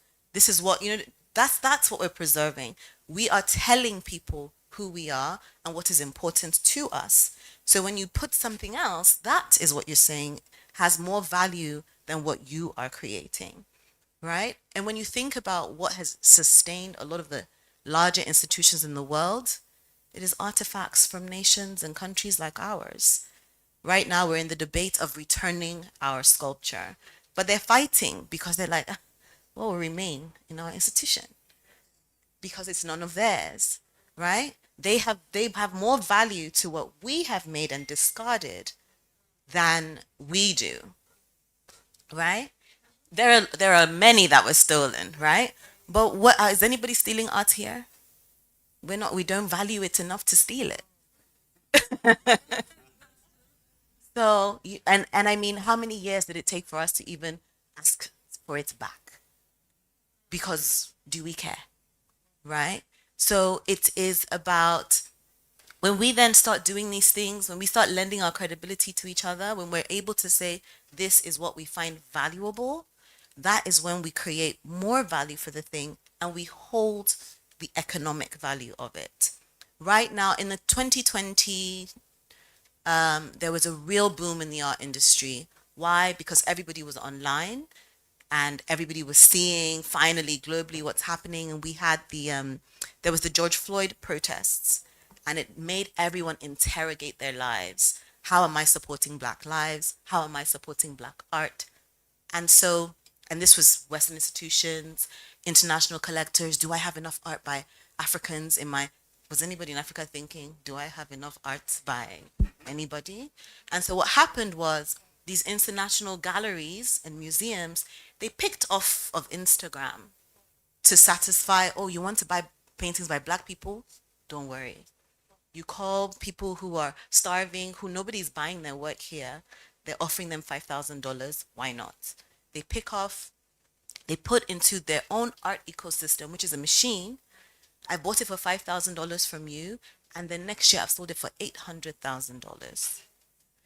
First of all, this is a terrible practice. You've ruined the market for this artist because once everyone in Switzerland is like, okay, we're tired, they pick off another Black artist and they continue. What happens to that first person who now believes his work is valued at XYZ, who nobody knows locally because they didn't go through a local ecosystem because this hotel doesn't have their work? And so, who are you? When an artist reaches out to me and I say, and I'm like, oh, what have you done? Nothing really. Oh, but you sell at $20,000. Oh, okay. Why? Why? I don't know you to be in any important collection. I don't know you to be owned by anyone. I can't walk into any hotel and say, oh, that's your work. But what is the value that we're ascribing to that? There is an artist, Ndidi Emefiele. I remember when she was selling her work on easels at the lobby of the Transcorp in Abuja for about 400,000 naira, which at the time might have been like $1,000. This is 2014 or so. She is selling roughly about £70,000 now. So imagine that investment. She was selling locally, people supported her work locally, people had access to her work locally. So if you have, I have a friend who got an Ndidi Emefiele when she was about, it was sub 1 million naira. So if she decides to flip it, she's looking at about from £20,000, depending on what the work is, £30,000. So there's real economic value. But most of us in Africa don't benefit from it because we didn't participate in it. So you hear an announcement of this Nigerian artist, and you're like, wow, everyone's asking from where, who is he? But nobody owns the work, so nobody can participate in that increase of his value. Dennis Osadebe is another artist that is pretty renowned. He's a local, works on the continent, doesn't live abroad, but his partnerships are he's designed a scarf for Hermes, right? But what brands is he working with locally? How are we lending our credibility to each other? How are we also creating a value adding infrastructure locally, right? How are we supporting? Okay, I'm going to support the artists who graduated from Yaba Tech because I want you to know that Yaba Tech is valuable. I'm going to showcase you here because I want you to know that this is valuable. I'm going to sing about this artist because I want you to know this is an artist from my country. How are we doing that? You know? But as far as being an investment, you can Google, you can, ask AI to ask you locally, not internationally, what institutions, banks, corporates who have faced foreclosure, or you know what I mean, did they use their art collection? Did they sell their art collection to buy them, to dig themselves out of a hole? Absolutely. In Nigeria, this is not an international case study, right? That's another thing. It holds so much value, no matter because of how global the business is. It doesn't, it's even better that when you buy it in Naira, most times you're selling it in dollars. Whatever you spent on work that is valuable and that is something that has gone within the ecosystem, you can never sell it for less than what you bought it for, even if you let it hold its value, but it would most likely increase. But how are you participating in adding that value? Thank you so much for that, everyone. There have been so many gems drops that I think I just need to pause for now because I know a lot of people have questions because yes, I know, I've been seeing you from my side eye. Yeah, so please ask your question. Should I, we, uh, oh, can we take, okay, 2, 3 questions. Okay. Right, Pat. So very quickly, I just want to say thank you very much to the director from Echo Hotel. I think you have reawakened that, in me, and I'm really, really going to take it seriously. So I just have one request for you. Please, can we have an adult fun fair or something during the year, please? It's very important. We are going mad in this country. We need somewhere where we can go and, step down the madness. So please, something nice, let's wear shorts, let's, run around, do bouncy cancel, something. I'm serious. So you'll be doing like this. Then later you come and say it was epiphany you had. Jason, why didn't you wear one of your suits? Why you still wore American suit? I actually chose for me. I picked everything. I chose the fabric texture, and I decided I wanted to wear this with black pants. So. Okay, you didn't want to wear the inspiration behind your brand, and you came to talk to us about it. Oh, okay. It hasn't been produced. Okay, I forgive you. Art. How do we really, really participate in it? I like what you said. You said, do we steal it here? We don't steal it, so we don't even know the value. Please, I really need to know, understand how. And then is there I don't want to call it an association or a gatekeeper for all these artists where their rights or their IP can be protected so that they understand their own value and not just, sell it for peanuts. Eco go se, eh? Zero. Okay. But there's MUME. Okay. Where is that from? Edo. Okay. So you say you're starting a tannery. Okay. Okay. Okay, so I just wanted to ask because wanted to ask about whether you were understudying the one in Kano. I think there's one in Kano. Thank you very much. Thank you.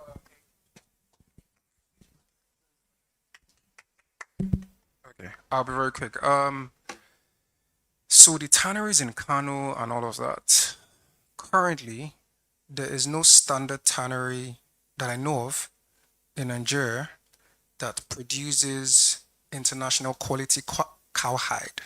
So when it comes to leather, there's cowhide, there's goat skin, there's lamb skin, all of that. So these tanneries that you hear of, most of them actually produce goat skin and we don't use goat skin for the kind of bags that we make. We use cowhide. So there's no standard tannery that currently that I know of that actually produces cowhide. Somebody told me about one. I told him send me samples till today. Stories. Do you get what I'm saying? Yeah. So that's so because I've done the research. I mean, I do. It would pay me to know that kind of tannery. So the first person that would know if that truly is viable. So the issue is many people just say things to the wide audience, but you as someone that truly is a customer, when you go there, you see that stories is, do you get what I'm saying? So yeah, but yeah. So there are different bodies, mostly arts associations themselves, and we do encourage artists to, yeah, to join them, to commune together. But as art practitioners, we always have different programs. Independently, one of my main things is trying to convert my art collectors from collectors to patrons. So how are you supporting the arts in a sustainable way? How are you providing, minimal funding or your time? I convinced one of my collectors to start a family prize, which is called the Maima Art Prize. And we ran a 3-week intensive every single day for young artists where we taught them, what to look for in your contract with the gallery, how to comport yourself with the collector, how to cost your art, financially, but also look at the market compared to your contemporaries and things like that. It was very detailed. We did the artist criticism. So it's almost like there's only so much the arts institutions can do. So what is that bridge between the art school and the market?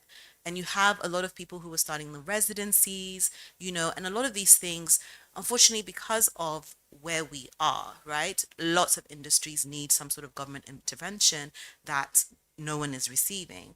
And everywhere the arts is heavily subsidized, but here it's not. And so it becomes more of a philanthropic effort, either individually or corporations.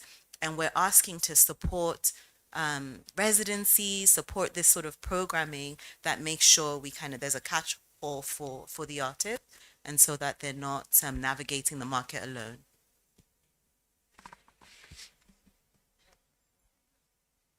So, sorry, I didn't get your name, Madam. Madam Comfort. I'm asking for your name because I will provide that experience that you want. Um, but even before I provide it, because December is a couple of months away from now, we opened Hakuna Matata theme park 3 years ago, and it's a family theme park. Unfortunately, at the time we started, you were not really my target audience. My target market was your children. And now that I've captured your children, you will spend money. You won't even, I don't need to market to you any much more than I already am. You will pay me for those things. So for more adult experiences, we will be more intentional about putting some of those, because I've heard it a couple of times. The problem is if we're doing that. All right, thank you. We're trying to do. We're trying to do what Marriott, IHG, Hilton have been doing for several centuries, but for it to be FUBU, for us, by us as Africans. There's a lot that's been said today that makes my wheels turn, but I think it can be encapsulated in what Ambassador Jacob said. He said visibility may create attention, but depth creates legacy. What we're trying to achieve at our brand is that depth. I think we've seen so many brands in our space spring up or, proclaim to be brands, and they haven't really thought through what their standard operating procedures look like. They haven't thought about customer service delivery. They don't really invest in training their staff. People come to me and complain about the experiences they've had in restaurants and hotels where people treat them like there's no value exchange there that's valuable. And they just, well, you're here, take what we give you. And I think that's what differentiates Eco Hotels and Suites, for example, and some of the brands that you've mentioned. So here's my question.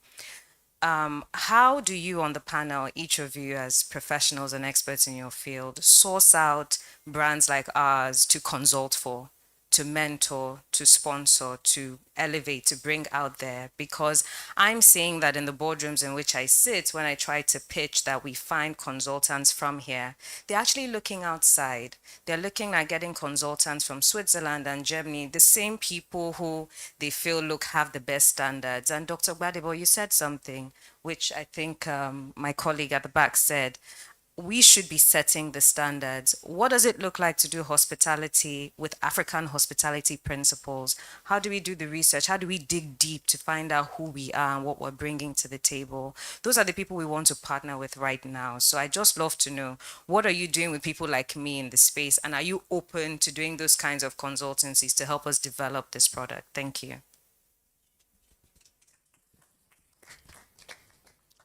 Thank you very much for the question that you asked. I think there's no other time to be asking those kinds of questions. Look, Echo Hotel is 50-year-old this year. Where the brand is, as a custodian of its reputation, I lost interest 14 years ago. I've been there 15 years. 14 years ago, I lost interest in trying to get consultants from anywhere but Africa. In fact, Echo Hotel has been 3 different brand chain hotels. We started out in 1977 when Festac 77 was going to come to Nigeria. And at the time we were Holiday Inn. We moved on from being Holiday Inn to being Accor. We moved on from Accor to being Le Méridien. And I don't know if there's any other hotels in at least West Africa that has been intentional about remaining a local chain hotel. I don't really care much for the international chains. They're good. They set a standard somehow, but they set their own standards. Listen, the ugliness of Africa is the beauty of it. So when you're intentional about selling ugly things beautifully, then people will buy and pay whatever you price it at. Packages at Christmas are 9 million. Everybody's not my target market. But the 1% of the 1% who's spending money going to London on holiday or going to Dubai, I mean, God help there be peace in the world. But it's time for Africa. Everything that's happening in the world now is another window of opportunity for Africa to rise again and take its place on the global map. If we sleep, we will miss it. The war will be over very quickly, and we will still have not caught on to the opportunity that, again, this God that we pray to every time, billboards all over the place, pastors all over the place, it should be your consultancy company that should be on those billboards. But they are the best motivational speakers, and that's what we want to hear. Posterity, prosperity, and all of these things. I don't have any international consultant consulting for nothing for Echo Hotels. Everybody is local. The only thing that I have that's international, in fact, I'm not selling rooms and I'm not selling restaurants. I'll leave that to the hotels that desire to sell such small things. I'm selling experiences, African experiences. You don't want to buy that from me? Go and buy, have you heard it before? Oh, I'm a Radisson Gold Card member. I'm a Marriott Gold Card member. And you're a black man. Shame on you. Go and find a local hotel that has a membership thing and join it. So, please, after the conversation, let me know about your consultancy company. As long as you can give us value, we're intentional about working with African investors. And the one last thing I wanted to say about on this conversation is that this is not to say that international things are horrible, but they're just not my thing. When I'm exhausted expressing and promoting Africa, then tell me about something that's international. We have a lot of staff that are from all over the world, but it's only because I wanted you to be able to, we want you to be able to experience, Mexican cuisine, Asian cuisine, all of those things so that you will finish spending the money in a hotel before you travel and experience it. And even in the staffing, do you know that in Paris, in France, I don't know a people more unhospitable about people who don't speak their language like the French people. Go anywhere, if once you talk to them and you cannot speak French, they will just walk away. No help. They would not give you any help. When are you Igbo or Hausa or Yoruba? Edo. Yeah, all of us are trying to speak like these people. Don't worry, it's okay. One more. Okay.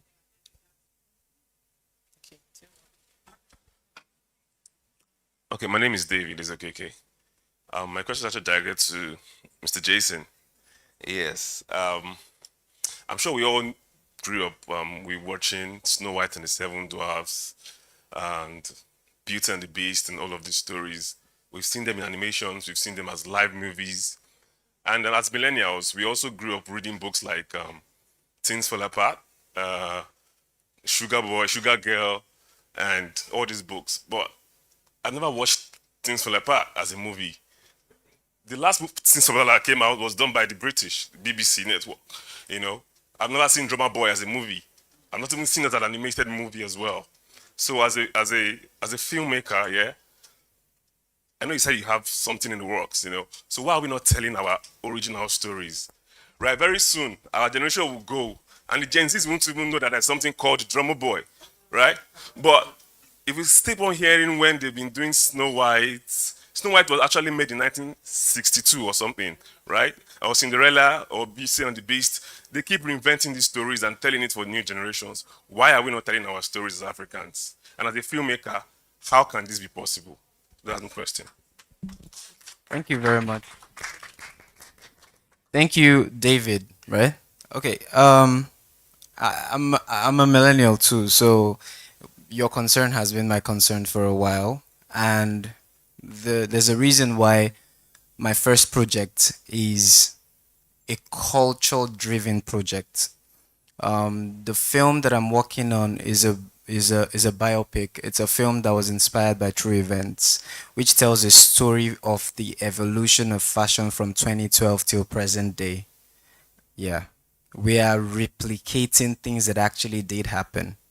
So look out for the styling in the film, from Wizkid's era, P Square's era, the Y2K era to present day fashion, and alongside relatable music, the kind of music that you would want to hear at those periods of time. So it's a very intentional thing.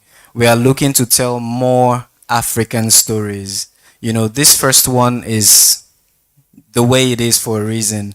Do you watch Nollywood films? Did you see Ahame Funa? You know Kayode Kasson directed that. So we are telling another story, another cultural driven story for this project called Ray of Hope. So I hope you guys watch it. I'll just add to what he said very, very quickly. And people do not realize how important movies, music, and pop culture generally is to industry. For example, if you ever watched James Bond movies, right? In every movie, James Bond uses an Aston Martin. There is a certain lifestyle James Bond lives that is associated with the Aston Martin. It was intentional. The reason why we used to wear Timberlands back in the day when we were, yeah, was because it was very associated with the culture of the time, which was hip hop. So music, movies, all of these things greatly influence fashion industry, and it is unfortunate that we are not seeing that connection here. Let me give an example. High fashion. High fashion, in my opinion, as a consultant and like a business owner, is one of the most relevant cultural brands right now. Not because it's doing the best fashion, but almost every song you hear is saying high fashion. And that's what drives fashion, art, all of these things. Why are you, I mean, you can say what you want to say, but for me, if we do not own our media and we're not intentional about what we're saying in our movies, our songs, all of these things, there's a limit to which we can grow culturally. I should not watch a movie where the guy is meant to be a rich man and is coming out of a Benz. No, he should be coming out of, I don't know, innocent, maybe like the latest vehicle. When you watch American movies, I have noticed this for such a long time. Unless in very rare cases, they only use American cars, Ford, Escalade, even for the richest men. There's a reason they do that. They could use European cars, but they hardly do that. They majorly use their cars. That's what we need to start doing here. So filmmakers, artists, there's music artists, we need to understand that we're all one. And what you say in your song affects the way the person thinks about your brand. So there's this song I heard. It was a Ladipo song. And I'm so happy with what he said. He was rapping and he said, I think I think something about her in a Lisa Afora your outfit. And I loved it so much because I was like, yes, this is what we need to start doing because now someone hears the song and is like, who is Lisa? Like I want to now that's what we have to start doing. That's what we have to start doing. So there has to be that collaboration between filmmaking, music, fashion, hospitality, all of it. When you see like a Drake song and he's mentioning all the oh, I woke up in this place, automatically you feel like when I have money, I want to go there too because Drake said it. Do you know what I'm saying? So we need to be very intentional about all these things. I'm so sorry. I had to say something on this. What he just said. In in the film industry, especially when your project is coming, I'm not allowed to say everything I'm working on before it comes. So I like what you've done, which is try to link this. The importance of it is essentially good, but I think since we're on that, it is important for us to also point out the importance of collaborations. It is very important. And in film, a lot of filmmakers are limited to collaborative access. This is a fantastic idea, but someone who has access to Innocent Motors as a brand can easily make that work. Not a lot, all of us have that access.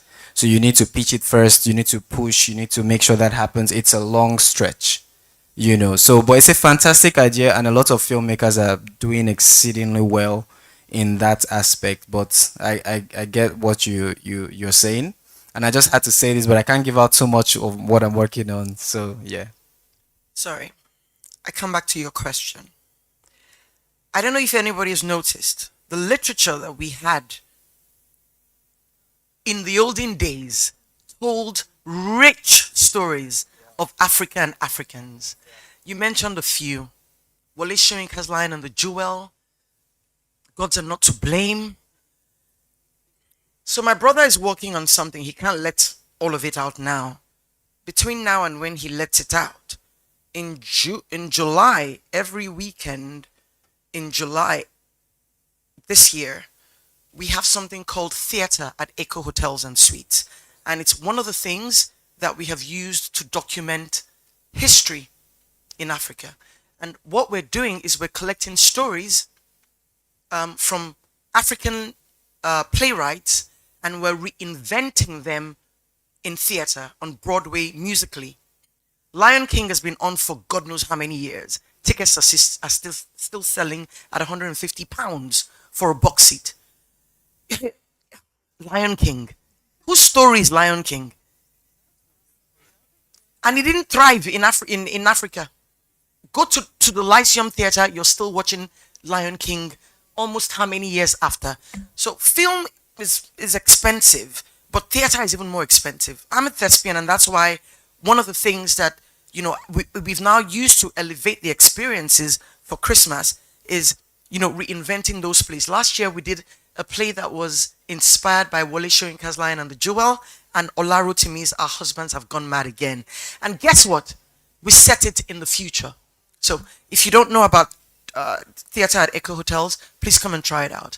And we try to reinvent and keep all of that story. But most of your leaders who are supposed to be in your museum are in your government today. So there's not much story to keep. So we will try as much as possible to continue to keep what we can keep. Thank you. I'll just say one last thing, all right? It might sound very simple, but it is much deeper if you think about it. I think to summarize all of what I've said and what some of us here have said, we need to love ourselves. We do not like ourselves in Nigeria, especially like we almost hate that we're Nigerian. So anything that has to do with African Nigerian, we want to disassociate with it and cling towards the Western stuff. At every point in time, you might think, oh, I'm wearing like a suit here, right?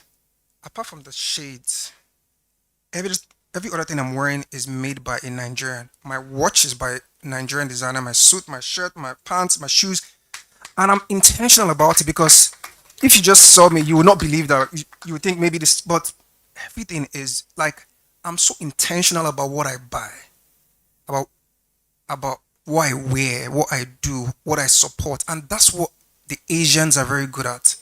If you go to Huawei's office, everything there is Chinese. Like you cannot use.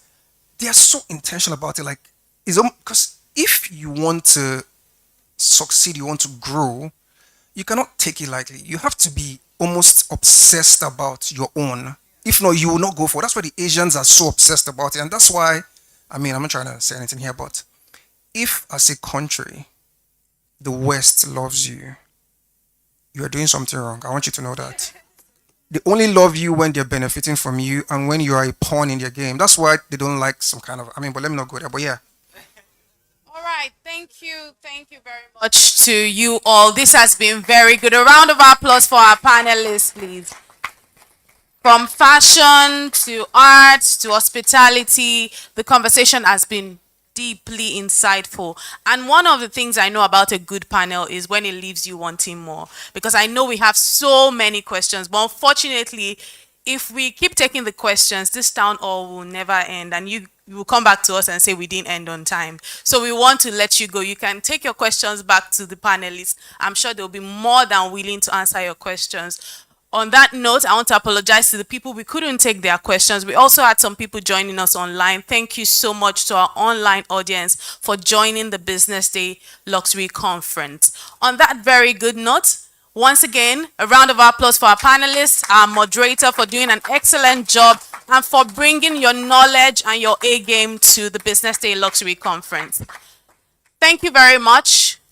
One thing for sure after the conversation we've had here today, from the keynote speaker to the goodwill message to, of course, the panel session, is that the future of luxury is in the hands of those who will continue to create value, those who will continue to shape culture, and those who will continue to think beyond the ordinary.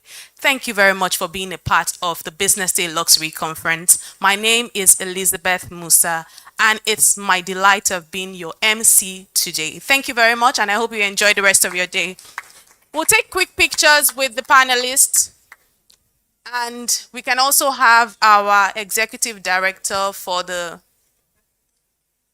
of sales at Business Day joining us in this photograph, please. Mrs. Ijoma Ude,